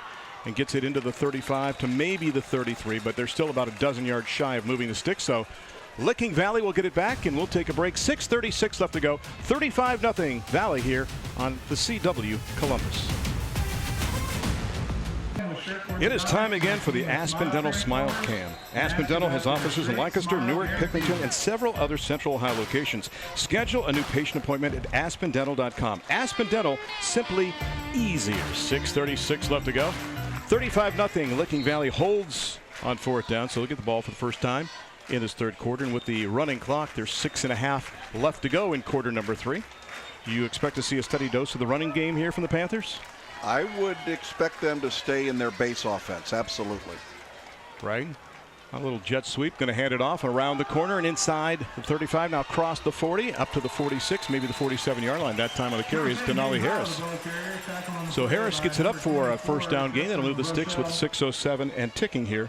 There's a guy that you look at him, 6 feet 170 and a junior. He's still growing too, and like science and psychology. Birthday on the 1st, and he shows a good frame, and a guy that, you know, like Mitchell Ford and others have had to do is kind of biding his time, Jeff, until next year when he becomes more of a feature back, you would think. You know, one real fundamental thing that he did right there, which I think is great, he put the ball in that outside arm, Randy, as he come along. You saw him shift it out there. That's a good way of being able to protect the football. Good thinking. Picked up 17 on the play, showing blitz from the outside of the Johnnies, and they are coming on the play, and they go to the opposite side, and the handoff will take it around the corner. And up to around the 49-yard line on the carry that time is Carson Conley, hit made by Wes Meyer, seeing action down both sides of the football. There's Randy Boffman. You mentioned the offensive coordinator continuing to call plays over there on the sidelines. 38 years here as the football coach, named the stadium after him. I have him with a career mark of 317, 108, and 1. The one thing I didn't ask him is if he remembers the tie, and I bet you he would remember the game that was a tie. He probably remembers more of the 108 losses than the 317 wins, too. That's just the mindset and the psyche of a head coach and a high school football team. In 2019, on a 2nd down play, toss sweep, it's going to be Mitchell Ford. Cuts it to the outside, and Ford's got it inside the 45, down to around the 40-yard line. And that'll move the sticks again and give the Panthers another first down with 4:40 left to go in the third. Boy, if you're Coach Carter right now, you're harping back to what you said. The same thing should be said for the defense as the offense. Let's be crisp on defense. Let's make the plays. Let's pitch on the corners as well. Mark it down to the 41-yard line. Ford's threatening to have a 200-yard night in this contest. First and 10 from the 41. One thing that may work against him is the clock. Go with that 4 wide out look again with 1 back in the backfield for Bragg. Ford time, and Mitchell will take the pile and move it to the 39-yard line. Push back from there, picks up a couple on that play. So the next time they snap the ball, there'll be less than 4 minutes left to go. By the way, Randy Baughman is a graduate of Licking Valley back in 1971, so he stayed close to home throughout most of his tenure. He did have 7 years at Indian Valley, 1 as head coach and 6 as an assistant coach. Randy, you know I'm a board member for the Columbus chapter of the National Football Foundation and College Hall of Fame, and we honor each year a high school coach. And 3 or 4 years ago, Randy Baughman was honored as doing an outstanding job in Central Ohio for coaching, and I don't think there's any question he was a well-deserving honoree. Gain of 2 in that first down play from the 39-yard line. They go. And again on the jet sweep, cutting it inside, now trying to cut it back, and look at the move by Hayden Heil. But hello, no blockers out there except for his quarterback. I'm not sure Bragg was that anxious to lay a couple of blocks there to the far side of the field. I don't know if he was anxious. He would have done it if he had to, but these are not plays that they're going to be very proud of in the film room, because if it's not there, you just got to go ahead and finish the play. The idea of reversing your field here is generally a disaster. And what happens in a lot of cases, Randy, that's when the ball squirt slips, when you're trying to make something out of nothing. But yeah, that can be one of the no, yes plays as well, too. It can be. Drive coaches absolutely crazy. Third down, they need 4 to get more with 2:40 left to go. Ford's got 4, he's got 9, he's got about 10, he's got a first down. And they're going to move the ball near the 25-yard line, and the third quarter is evaporating rapidly. With 2.5 left to go. You're feeling on the running clock in high school football? I like it when the margin is more than 30 points. Actually, Rick Barnes and I had discussed this a few years ago during a playoff game at Hartley, and we had mentioned it and wondered if it would come to fruition, and indeed it has, and I think so. I think it makes it a safer contest as well, too, because so many things can happen in the waning moments of a contest when it's a blowout. There's a great job, too, by that man, too. Logan Bragg, just methodically running the offense tonight. Great job being the CEO out there. Little toss. And Denali Harris is going to get it inside the 25 to the 24. At the start of the fourth quarter, we'll go back down to the sidelines where Mike Todd will interview Wes Weaver, who indeed is the principal of Licking Valley High School. That's coming up at the start of the fourth quarter. You consider us a team, right? I mean, everybody's on the same team? Everybody's on the same team. Mike Todd's on our team? He's the co-captain, yes. All right. So I understand there's like the Lions Club down there is like selling ice cream, and there's like all kinds of different flavors. Okay. I mean, my goal would be to have a sampler, and that's one of each of those scoops down there. And? Well, Mike's closer. I did not bring my wallet with me. And the dog ate his homework. I'm not lying. Because literally, when the halftime show was over, I went over and I was like, can I get some ice cream? I was like, oh, I don't have any money. Aren't you kind of the outsider when it comes to ice cream, though? You run your own establishments. I do. Actually, they run me. Okay, into the ground. Couldn't you barter down there? They could come over to your place for a little bit of this, and you give me some of yours? I tried to do the do you know who I am? And they just looked at me like, no, we really don't know who you are. You couldn't get any barter pecan, huh? Oh. Harris on the carry. That's what I put up with up here, Michael. Got it down to 22. Thank you very much. Go get some ice cream, Mike. It'll be third down from there. This may be the last play of the third quarter, and perhaps our lives as well, too. On his third down play, Bragg's going to hand it off. Oh, look at this, coming back from the top to the bottom, trying to turn the corner inside the 20. Little jet move that time. Inside the 10 to the 5 and to the corner, and taking it in for the end zone. Counted for Hayden Heil with 24.2 left to go. We've got a player down for the Johnnies at the 23-yard line, but add 6 more to the board. No flags on the play. It is now 41-0 as we have yet another Ramos Roofing touchdown. Boy, great execution there. And again, I'm going to give a lot of credit to the quarterback, Logan Bragg. Look at him in here. Boom. Making a great job of hiding the football back there. Again, this is not adding on the points. This is not a razzle-dazzle play. This is part of your base offense. It's not like they're throwing the football down the field. You got to play better defense, though, if you're the Johnnies. Looks like a cramping situation for the Johnnies player being attended to at the 23. I've already taken 5 hits here for barter pecan. So I hope so. I hope so. I'm trying to figure out how that would taste, actually. So they attended the wounded player down at the 23-yard line with 24.2 left to go here in quarter number 3, and the tally now at 41-0 pending the extra point. After tonight's game, keep it right here on the CW Columbus for Fox 28 News at 10. Get a first look at what to expect when you wake up in the morning, and first warning weather expert Marshall McPeak will have your weekend forecast as well. Fox 28 News at 10. No more, no first. Cramping. Jeff, did you ever have to come out of a contest because of a cramp? Absolutely. It was a mess. I mean, I don't care how much you prepare for it. Of course, I came, and I'm going through the process of when I played high school football, and it wasn't with leather helmets. It wasn't that long ago. But there was a time where they were giving us handfuls of salt tablets to take, all right, before the water days. And it was doing nothing but compounding the problem at that stage. And until Dr. Bob Murphy, the former team physician at Ohio State, came up with the idea that we really need to hydrate people, they quit taking the salt tablets and they started giving you hydration. So got a player up and walking off the field. That's a good sign. That's Jaden Jacob. So Jacob coming off the field across the far side. Again, looks to be a cramping situation. But again, I always feel like when you cramp, it's like losing 3/4 of your gas tank to a certain extent, because I don't think you're the same player after the cramp as you were before. No, you can't stop it, and the pain that's associated with it and the fear that it's just going to happen again is one of the things that drives you crazy. Pennington for the extra point. The worst one is when you're asleep and you wake up with a cramp. And it's like, what did I do to deserve this? I'm not even doing anything. Pennington with the extra point. It is up. Alex Pennington's extra point. And there's the extra point. It is now 42-0. 24 seconds left to go. We will take a break as we near the end of quarter number 3. All Panthers in this one right here on the CW Columbus.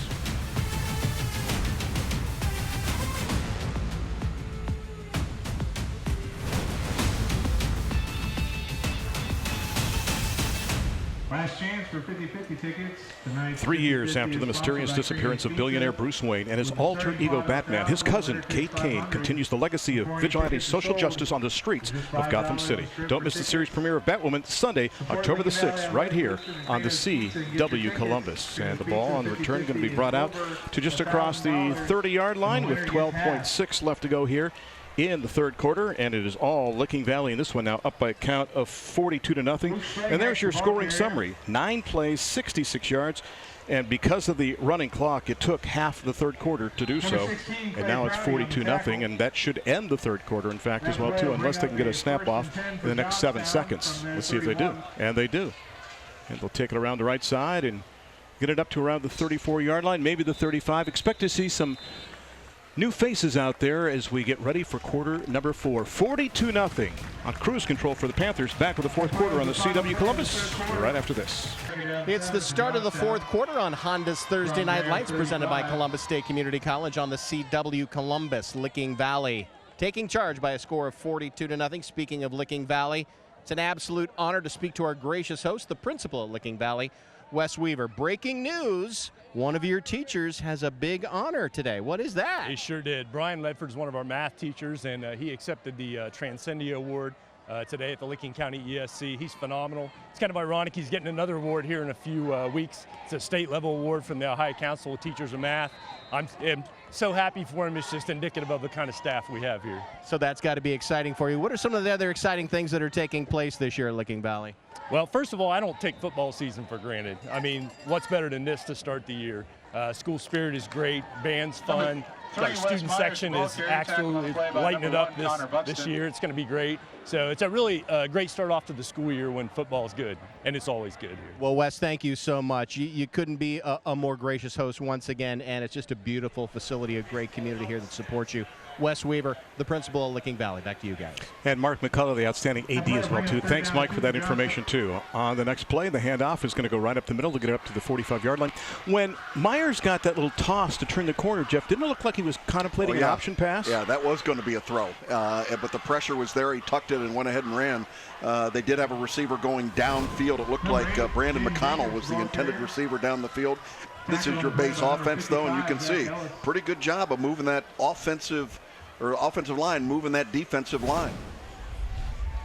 And Myers able to cover it up and back at the 37-yard line. So almost like they're allergic to success. They get a couple plays going well, then something seems to happen and the wheels come off the cart, and they're back to the 37-yard line now with 10:40 left to go in the fourth quarter. Yeah, this is not an easy offense to run, Randy. I mean, the repetitions that these guys got to go through in practice to get the timing down in this option, very tight formation play that Johnstown has become famous for over there.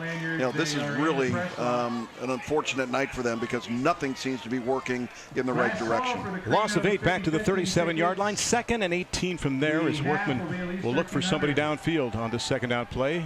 If he can escape the pressure, try to make something out of nothing, and he's not going to get away too far, is he? Nope, up to the 38-yard line. He ran all that way and picked up a yard on the play. It'll be 3rd down and long now with 10 minutes left to go in this contest. Workman is elusive, I'll give him that, but so far he's not been able to find that receiver downfield. I don't think he's been able to attempt more than one long pass down the field, Jeff. The pressure's been there all night. Again, this is so much out of character for this football team. They are not built to really come from behind with the kind of scores that have been going on tonight in this game. Joe Sarr is wide to the bottom formation. There's 3 wide to the top. Workman to throw. Guns downfield, and the pass is caught on the play. Down the sidelines, and it's going to be Myers. Does he get one more block? Nobody else left downfield, so he's brought down at the 25-yard line. The defender made a play early for the ball, Jeff, and once he did, Myers able to make the catch and motor down the sidelines. A little slow getting up after the play. This is the best throw of the night for Cole Workman. Delivered this one on time, and that ball is high pointed. And Wes Myers, normally your tailback, is run down at the tail end of this play. And Randy, we've got a timeout on the field.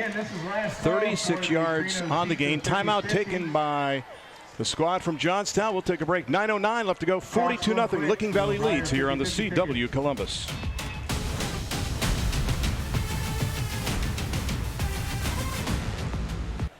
Fans, Friday night before the 11 o'clock news, join host Jay Richardson for AEP Ohio First Scores on Fox 28. Get the scores and highlights from the best high school football games in Central Ohio every Friday at 10:45 p.m. on Fox 28.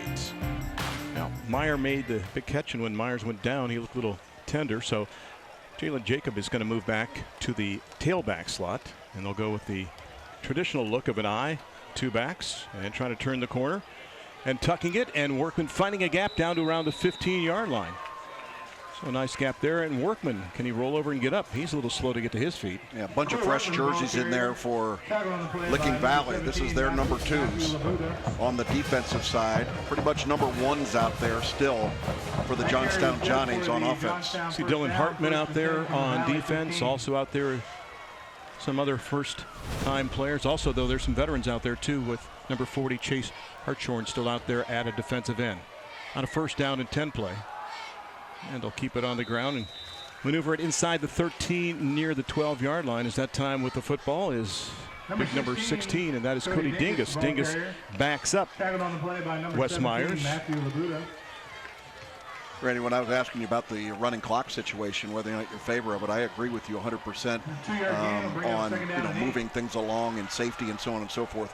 One of the negatives, though, is the inability to get some young people in garbage time, if you will, to be able to play in the games because they're obviously moving this thing along. And Workman to keep inside the 10, inside the 5, fighting for the goal line, and brought down inside the 2 near the 1-yard line with 7:40 left to go.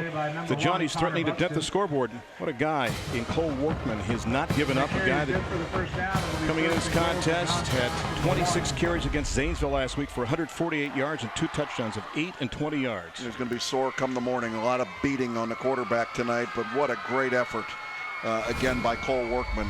Not asking for any special privileges out there. Just give me the ball and let it go. And great goal line stop there. Myers does not dent the goal line, so it'll be 2nd down and goal. A lot of pride goes into this shutout. If you're Licking Valley and the defensive coaches and the guys that play over there on that side, this isn't in question who's going to win this football game, but you get that goose egg on, especially against a rivalry school. It's really important to this defense. They had shutouts last year against Utica at 45-0. Also Newark Catholic at 35-0. And in the playoffs against St. Clairsville at 30-0. And Myers will take it in around the right side, and West will take it in for the score. And that will give them their first 6 points of the night and make it 42-6 with 6:43 left to go. But again, we're still more than 30 on that margin as we have yet another Ramos Roofing touchdown. So 42-6. The extra point to come. Caleb Schneider, and take a look off the right side. And that's where they've been running effectively the last couple of plays, behind the likes of Hunter Nickel and Alexander Billow and Wyatt Walton, the big guy that's going to be going to OU as well. That's that unbalanced line that they showed, Randy, and they just pulled the left guard. Hunter Nickel, number 51, came around. cleaned things up and waltzed into the end zone. Caleb Schneider for the extra point. High snap put down, and the kick is up. They got a piece of that one, and the kick is no good. With 6:43 left to go, we stand at 42-6 in this one. You are watching week number 3 of Honda's Thursday Night Lights, presented by Columbus State Community College, in one place right here on the CW Columbus.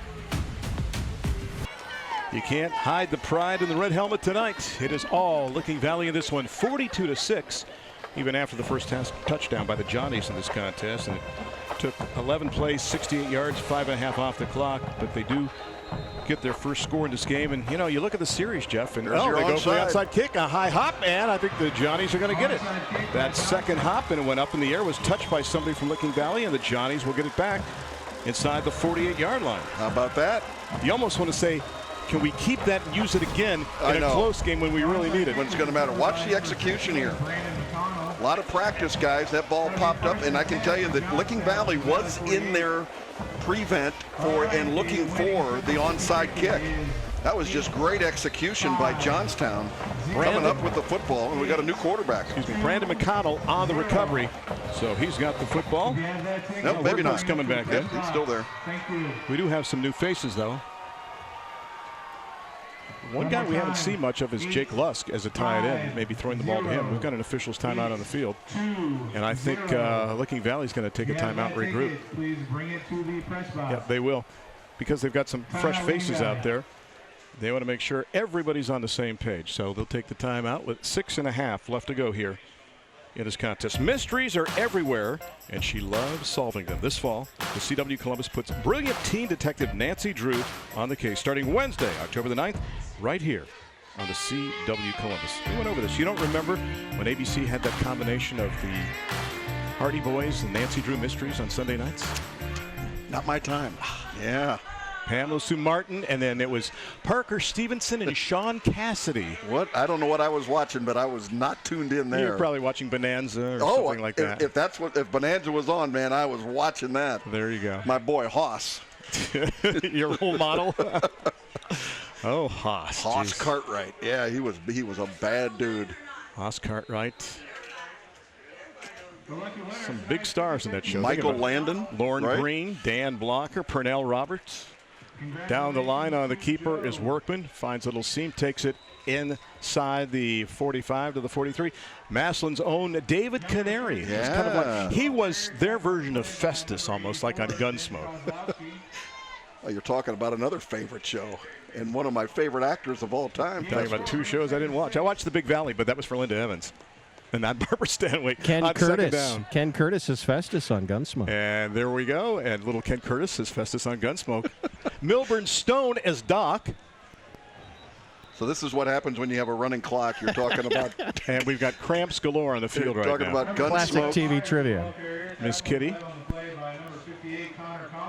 Of course, James Arness, whose brother in real life is Peter Graves. Peter Graves. Look Thank at you this. very much. Yeah. All this trivia, and he can't go get me a sampler. Well, he did get you a sampler. You just didn't get it. That's all. Again, a cramping situation down on the field. If you have some trivia, let us know. We'll add that to the equation here with 5:54 left to go in this one. And it's never wrong to have fun. We're proving that right now. America Says is the game show that's filling in the blanks and answering the questions the whole country is talking about. Join host John Michael Higgins for the hilarious new game show America Says, premiering Monday at 6 p.m., followed by Family Feud at 7, right here on the CW Columbus. You know, Randy, at the end of the third quarter, Licking Valley had rolled up almost 400 yards of total offense in this game compared to only 74 yards of offense at the end of the third quarter. So, I mean, this has been total domination from the get-go. Well, the one good thing out of the second half for the Johnnies, they've outgained the squad from Licking Valley. At least they have 8 first downs to 4 for the Panthers here in the second half with 5:54 left to go. And again, we mentioned it's a cramping situation, although this is only about the third stoppage we've had with that. We had 9 in week number 1. Yeah. with Grandview and Centennial. And again, Jeff, you talked about, the salt tablets. That was not the way to go, but we were always taught bananas, and plenty of water as well, too. And I think you can mix in some of the sports drinks now, too, can you not? Absolutely. But you get, temperatures of 90 degrees when you started this football game, and teams that don't platoon. They're going both ways, offense and defense. I don't care how much you hydrate, you're going to run into these kinds of circumstances. Amanda Blake, by the way, was Miss Kitty. Just hit me as well, too. With 5:54 left to go, they still attended the player down on the field for the Johnnies at the 38-yard line. We talked about the rivalry in the series. And, of course, Licking Valley wanted to atone for the loss last year when they fell by a count of 10-9. And then 2 years ago, Licking Valley had the upper hand 42-26. Then Johnstown the prior 2 years at 45-21 and 24-7. 5 years ago was Licking Valley. 21-13 was the final. And that one, as we mentioned, too, they have split the last 6 contests. And the injured player is up right now. It looks to be number 4, Luke Schlagheck. That's my buddy Luke.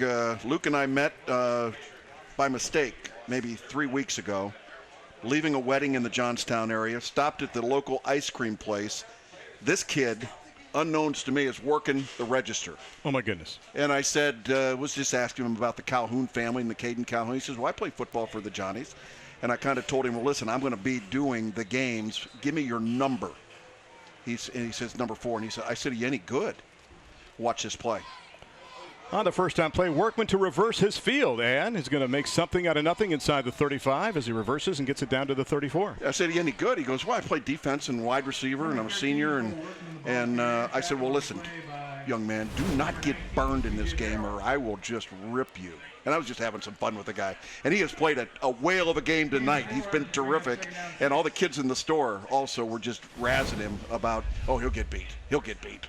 Old mean Mr. Logan on his second down play out the left side and burrowing his way and getting down to the 33-yard line. Wes Myers on the play with 5 minutes left to go. Did they know who you were, though? Yeah, they did. And, okay. And Luke, good example for Luke tonight. This is a kid that has been on every play of the game tonight. He has cramps here it's by just total effort. And a lot of these guys out there playing on every down, including a Wes Myers. On a 3rd down and 5 now. Workman to keep. And will he get the first down? Looks like he's very close, and I think he does. I'd be curious to find out from Mike Todd, too, if ice cream, and Jeff, maybe you can follow up. Does that count as hydration, by the way, if you have ice cream? It's milk-based. I mean, does that Depends count? on what kind of ice cream it is. Okay. Depends on what the milk fat content is and things like that. If it makes you feel better, it is hydration. Yes. Wes Myers on the right side. Words to live by. That's it, my friend. Inside the 20, down to around the 18, maybe the 17-yard line. So I don't know about you guys, but on the way home, I'm stopping for ice cream. Yeah, no kidding. We'll have plenty of time. It's a bit of a drive. Did you make it here okay? I know a place in Pickerington where we can go. Really? Yeah, they'll keep the lights on for us. Heard the owner's a little shady, though. On the handoff to the left side, back to the 21-yard line they go. It's a loss of a couple on the play. One of the Johnnies slow to get up, but finally does make his way back near the huddle. Hunter Nickel, another guy that's played, Jeff, pretty much every down on both sides. A guy that plays the long guard with that unbalanced line and also plays on defense as an inside linebacker. 3rd down from back of the 20-yard line. 3rd, they need about 4. Workman to keep and spins and fights. And again, you've seen some crispness in the second half. And Jeff, it's the old what-if question. What if the Johnnies would have come out and played this way on offense in the first half? Well, and again, you have the natural thing on defense to kind of back off a little bit. And I got to tell you that they are running some new people into this football game from a defensive side for the Licking Valley Panthers tonight. So not all the ones are in there, but they're giving a heck of an effort. See Ben Kozlowski out there as well, too. And we have whistles. And a timeout going to be taken by Licking Valley. With 3:13 left to go, they'll burn a timeout. We'll dream of more ice cream as well, too. And with that being said, we'll remind you the score is 42-6 in this one. And we'll remind you this weekend, the Ohio State football Buckeyes visit the Indiana Hoosiers. Hold your applause. For a preview and in-depth analysis, don't miss the best pregame show around, The Football Fever, Saturday at 11 a.m. on ABC 6. Then at noon, join Fox 28 and the CW Columbus for the Big Game Supercast. That's right, the Ohio State-Indiana game can be seen on both Fox 28 and the CW Columbus this Saturday at noon. All right, Jeff. your pick in the contest. Well, in that contest, here's the deal: is their biggest X factor is Michael Penix Jr., the quarterback out of Atlanta, who started a little bit for him last year, blew his ACL, and reports today that he is a game-time decision.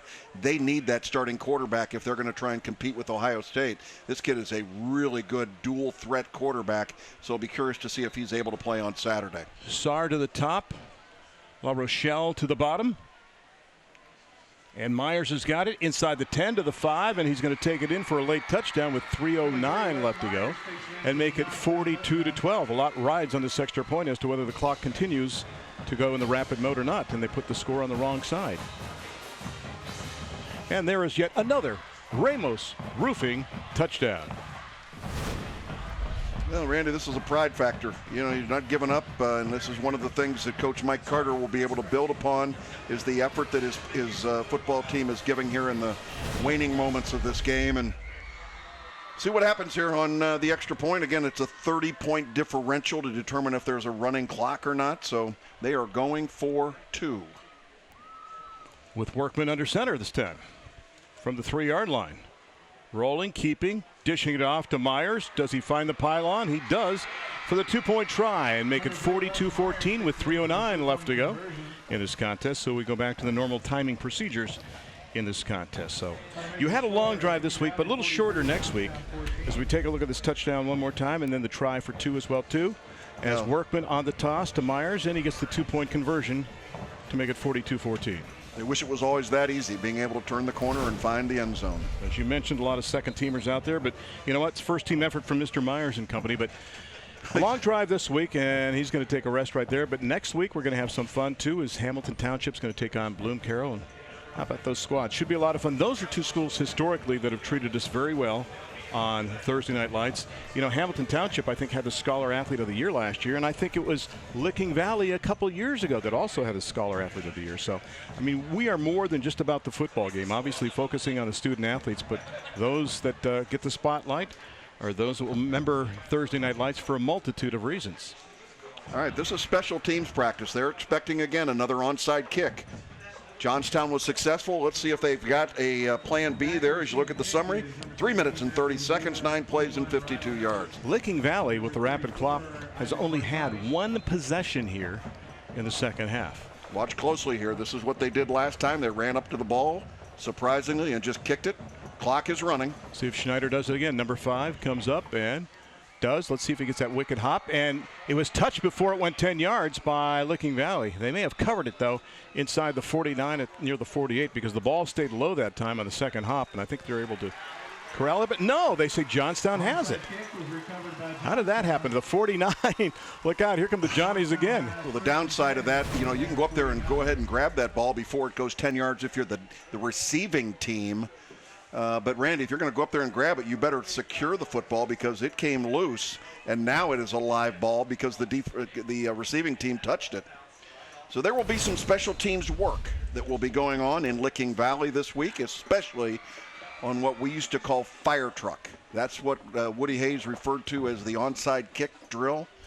And fire truck was the way he could yell it, though that everybody knew that we needed to be heads up and be aware of things that were going on the field. 1st and 10 from the 49-yard line. Let's see if Myers throws it this time. He does downfield, has a man waiting for the football at the 30, the 25, the 20, and all the way down to the 19-yard line. It goes to Brandon McConnell, and they're pulling all the items out of their bag of tricks right now. But wait a second. We have a flag at the 49-yard line and another one at the 46 with 3:04 left to go. We got ineligible receiver downfield. Oh, boy. Myers 22 carries, Workman 22 carries in this contest. 5-yard penalty, first down, 70. So that has to surprise you a little bit, because if you know that's coming, although it does take a while sometimes, and the offensive linemen are thinking block, block, block, but Myers with the arm downfield, and you can see, boy, that's a lonely feeling right now when you're Brandon McConnell saying, please, football, come down. Hard to see from that view, the lineman identified as being downfield, but wide open. It's going to call it all back, though. 1st and 15 from the 44-yard line.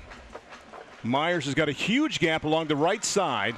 down the sidelines, inside the 35, inside the 30, the 25, and down near the 26-yard line. Again, going against a lot of second-teamers in this contest for Licking Valley, but they've got a huge gain with 2:44 left.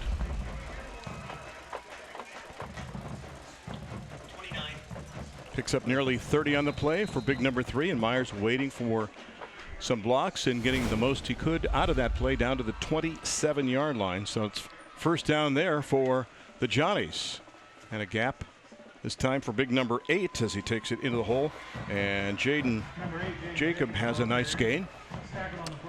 And after the contest, Mike Todd has been guarding this better than the ice cream apparently all contests. There is the champion trophy that goes to the winner of this contest. Going to be Licking Valley. The only question right now is what will the final tally be? Workman to keep inside the 15. There's a flag on the play. He goes down at the 13. Oh my goodness, 1, 2, 3. Take your pick of hankies. There's one at the 21. There's one at the 17. There's one at the 13. Looks like there may have been a holding play at the very beginning in the offensive line. Players are giving all they got tonight, Randy. The efforts are remarkable. Again, really like to see the fact that Licking Valley is getting a lot of football players in the game tonight. You can tell by some of the size of these football players. We used to be able to tell by dirty jerseys and not, but they've got artificial surface here. Here's the call. There are 2 fouls on the play, 1 on each team. Holding on the offense, number 52. Personal foul, horse collar tackle on the defense. Penalties offset, second down. So Fenton-Moore with the information now with 2:07 left to go again. Take a look one more time as Workman turns the corner. You can see right there, you get the back of the jersey right there. That's going to be the call, and that's a safety issue again. Very difficult, though, for a defender not to grab that jersey from time to time. Certainly not intentional. So it'll make it second down and 3. It'll make it Myers' time. He'll get through the first gap and get to the 10 and get to the 5 and fight and churn and get down inside the 2-yard line before he's brought down. Well, people are going to look at this and think the game was a lot closer, Jeff, than it actually was. With 1:57 left to go, and there's a guy that's been a workhorse. He's got probably about 25 carries in this contest. He had 30 last week against Zanesville, 25 in week number 1 against Big Walnut. And that's the other thing, too. When you're the Johnnies, you're playing a lot of schools that are larger than you are. Sometimes Division 3 or 2. They hand it off, and they take it in for the touchdown. Untouched for the score counted for Jaden Jacob. So Jacob takes it in for the touchdown and make it 42-20 now with 1:43 left to go. I think they've got 3 more onside kicks in them. That's unbelievable. This would be one of the most remarkable comebacks in the history of all. No, I think football. It would beat the Tyler East Texas comeback, actually. This would be number 1 on my list for a long, long time. I guarantee you, if it ever got to one more score, Randy Boffman would be out there making sure that the starters were back out there on defense. Randy Boffman may start at middle linebacker himself if that were to happen. He's got the first step. They're going to go for 2 again. Myers goes right, then left, and finds the gap, takes it in for the 2-point try. 42-22 now, with 1:43 left to go. First 1 to 50 will win this contest. So we had that Ramos Roofing touchdown, and we have the 2-point conversion here. Watch Myers initially going to his right, then Jeff, a nice cut back to the left, finds the seam and diagonally takes it in. Yep, for nice, the 2. Nice vision by the running back there, and that's the kind of effort that you want to see on the 2-point conversion. Now again, how many times statistically do onside kicks happen and you get the ball maybe 2 to 3% of the time, and now 2 for 2 tonight? Is Pretty there amazing. Is there the possibility? I can't remember a game that we've done, Jeff, where we've seen a team 2 for 2 on onside kicks, going back over 20-some years, to be honest with you. 3 for 3, and I think we have to split the trophy in half and give them half of it just for the comeback.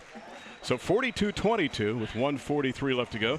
There's your summary on that scoring drive. It took the Sesame Street amount of time, 1, 2, 3, with 4 plays and going nearly half the field for the touchdown. Were you more tired when you had to block a lot or when you ran a lot? No, it was the running. It was the running more than anything else. So now kicker's going to get a signal from the sidelines as to what we're going to do, and of course we're going to onside kick it. You better bury this one, guys. And it is covered. And you got to think that it's going to be knee time for the squad from Licking Valley. Although, remember, Johnstown still has a couple of timeouts left in the last 1:43. Number 5, Caleb Schneider's kickoff is covered by number 88, Cody Mox. Some new faces out there for Licking Valley on offense. See if Cameron Parmer maybe runs the offense here in the waiting moments of this contest. Yep, I see number 8 coming on the field to run the show. 6 feet 170 and a sophomore, 2 carries for 9 yards, and he's got great flowing locks. I saw that before the contest too. Looks like, who is it? Sunshine. Yeah, look at that. From Remember the Titans. First and 10 from the 48-yard line.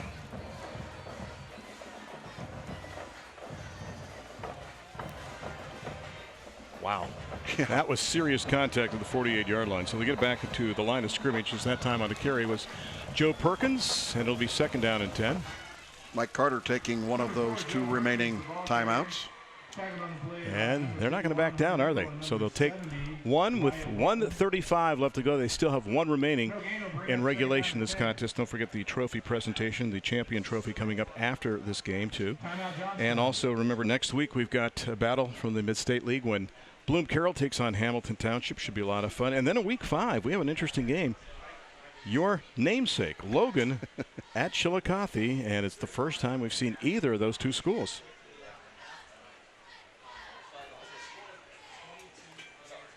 I know the Logan Chieftains have been struggling the last couple of seasons, but a new coach down there, new administration, hopefully get things going in the right direction.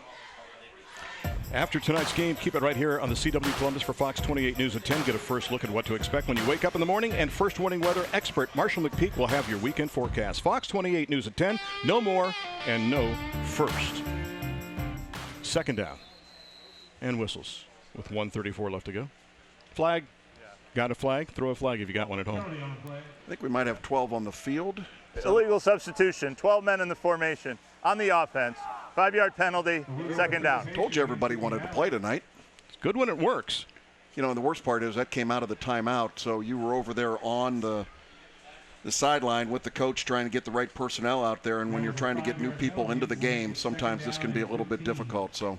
And that's where most of the problems have happened tonight for Licking Valley, quite honestly. It's just been with the 2nd team play. And again, that's something you're going to try to iron out. Jeff, you wondered if the 2nd teamers would get a chance to play with a continuous clock. Well, they've gotten plenty of playing time, especially on defense here in this contest, with 1:34 left to go. And our official's going to confer again. And they want to change the time on the clock at all? I think they want 1:35. I think they want 1 more second put on the clock. That would be my guess. I think it was at 1:35 on the clock. 1:55? 1:35. There you go. Add that second. That could change a life here. So we've added a second, Jeff. Feel like you've added a second to your life? These guys are perfectionists, these officials. They want to get it absolutely right. Good for them. Fenton Moore and the crew, they do not care what the score is. And the handoff into the outside across the 45 and waiting for more blocks. Nothing there on the 2nd level as the handoff that time goes to number 34. That's Isaac Barsati, and Isaac, 5'8", 145, and a sophomore, turns the corner, gets it up to the 46-yard line with 1:15 left to go. So now, after 3rd down and you hold, you burn your final timeout if you're the Johnnies. I didn't ask you if you did, I asked you if the Johnnies did. Well, we'll see. Mike Carter he's not going to give up on these kids, and he's got a lot of those number 1s still in the football game. So here we go, 3rd down, 3rd and a dozen from the 46-yard line. 3 wide to the bottom, 1 back in the backfield. And they'll toss near side, and good acceleration, but no help there around the corner on the play for number 17, and that is Matthew Labuda, and Labuda will get it up to the 47 with 37.6 left to go. And that's your final timeout taken by Johnstown. So they burn it, forcing a punting situation. 42-22. You know, we're talking about Hall of Famers and famous people. How about Larry Karras? That was the last place he coached before he went on to the land of the Purple Raiders and won a few national championships, and the tradition continues with his son as well, too. But think about that guy. Always, treated me with respect and dignity, and there's a guy that I remember every Friday after his haircut, when they were playing Capital, I always had a chance to have an interview with him. He goes, "You good right now?" I said, "I'm good." He goes, "You want to talk for a couple of minutes?" So we just talk about football in general for the next 10 minutes. Yeah, Larry's son now, the head coach up at Mount Union, and I can tell you Larry has been a regular supporter of our Logan Family Foundation golf event that we do each year up in Northeast Ohio. trying to raise money for families and children, and Coach Karras has been a great supporter. Mitchell Ford, who hasn't seen the light of day since early in the third quarter, is back out there now to punt on this fourth down play. Gets it off. Schlachek from the 9 across the 10 to the 20, up to around the 21, and hankies galore going to be tossed with 27.4. I think it's taken longer to play the last 2 minutes than the third quarter and half the fourth. So much for the running clock. I mean, we just overcorrected all of that running clock. This may end up being helmet-to-helmet contact here. 27.4. The amount of time on the clock with the flag resting at the 26, now moved to the 25-yard line. Fenton Moore conferring with his compadres down along the far side, winding his way our way and letting us know about the penalty flag with 27.4 left. During the return, personal foul, blindside block, number 15 on the return team. Half the distance to the goal, first down. Dean Marini was telling us, our producer in the truck, that in Pennsylvania, once they start that continuous clock, no matter what happens in the contest, you stay with that mobile clock the rest of the way. Regardless of how close the score becomes. How close it becomes. Interesting. So again, that's a point of emphasis, this blindside block stuff. Got 3 wide to the bottom now. Need a football. That would be good. There we go. With 27.4 left to go, and we'll mark it down there. Do you go to the wide side of the field right now if you're the Johnnies? You got 3 wideouts to that side. Workman's rolling that way, looking, trying to set and throw. Now back to the other way. Now gives ground into the end zone. Wants to gun it downfield and throws it beyond almost everybody, and nearly picked off, or was it on the far side? I think it was. Corralled by, yes. I think it was Elijah Stevens who makes the pick. So Stevens makes the pick with 16.7. And I'm going to say it, I think they're going to take a knee. This has been painful the last few minutes. I thank you for staying here and watching these kids give their best efforts here late in the football game. And this is a young man that has had quite a night. He's going to feel a lot of this tomorrow. Did he have control of the football, Randy, as he went out of bounds? Watch the ball. Clearly, he's got the interception, the ball there. Not so sure if we had replay that would count. Looked like it might have been a little bit loose over there, but this will get us to taking a knee even quicker. I'll tell you what, great job by everybody. You talked about the second teamers as well, too, and the officials, too. They have stayed top-notch throughout this contest. Fenton Moore and the crew are the cream of the crop. So on a first down play, there's the knee, and that will do it. With 13 seconds and ticking, and Licking Valley will march to 3-0 on the season and make a big statement in Division 4, and the Johnnies in Division 5 will fall to 1-2, but don't count the Johnnies out just yet. They've got plenty of life left in them and a schedule down the road where they have a chance to make some hay, too. They've got some great games coming up. They've got Granville, they've got Watkins Memorial, Northridge, Newark Catholic, Utica, Licking Heights, and Heath as well, too. 42-22, the final in this one. We'll be back for the Champions Trophy presentation when you come back to Honda's Thursday Night Lights, presented by Columbus State Community College on the CW Columbus.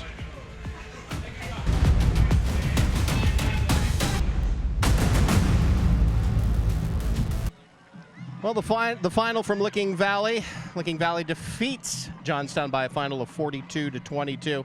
I'm here with head coach Randy Boffman. Randy, as you were coming off the field at the end of the first half, you talked about how you knew how good of a team Johnstown still was. They made it interesting during that second half, but what did your team show you tonight? Well, I thought we played with a lot of intensity. I was real happy with both our offensive line and defensive line. I thought that was the difference. They controlled things up front, and it was just a nice team effort. All right, Coach. Well, now I've got my friend here, Ben Kearns from Ramos Roofing, he has a presentation to make. Coach, on behalf of Honda, the CW Columbus, and Ramos Roofing, I would like to present you with a Thursday Night Lights Champion Trophy. Thank you. Thank you.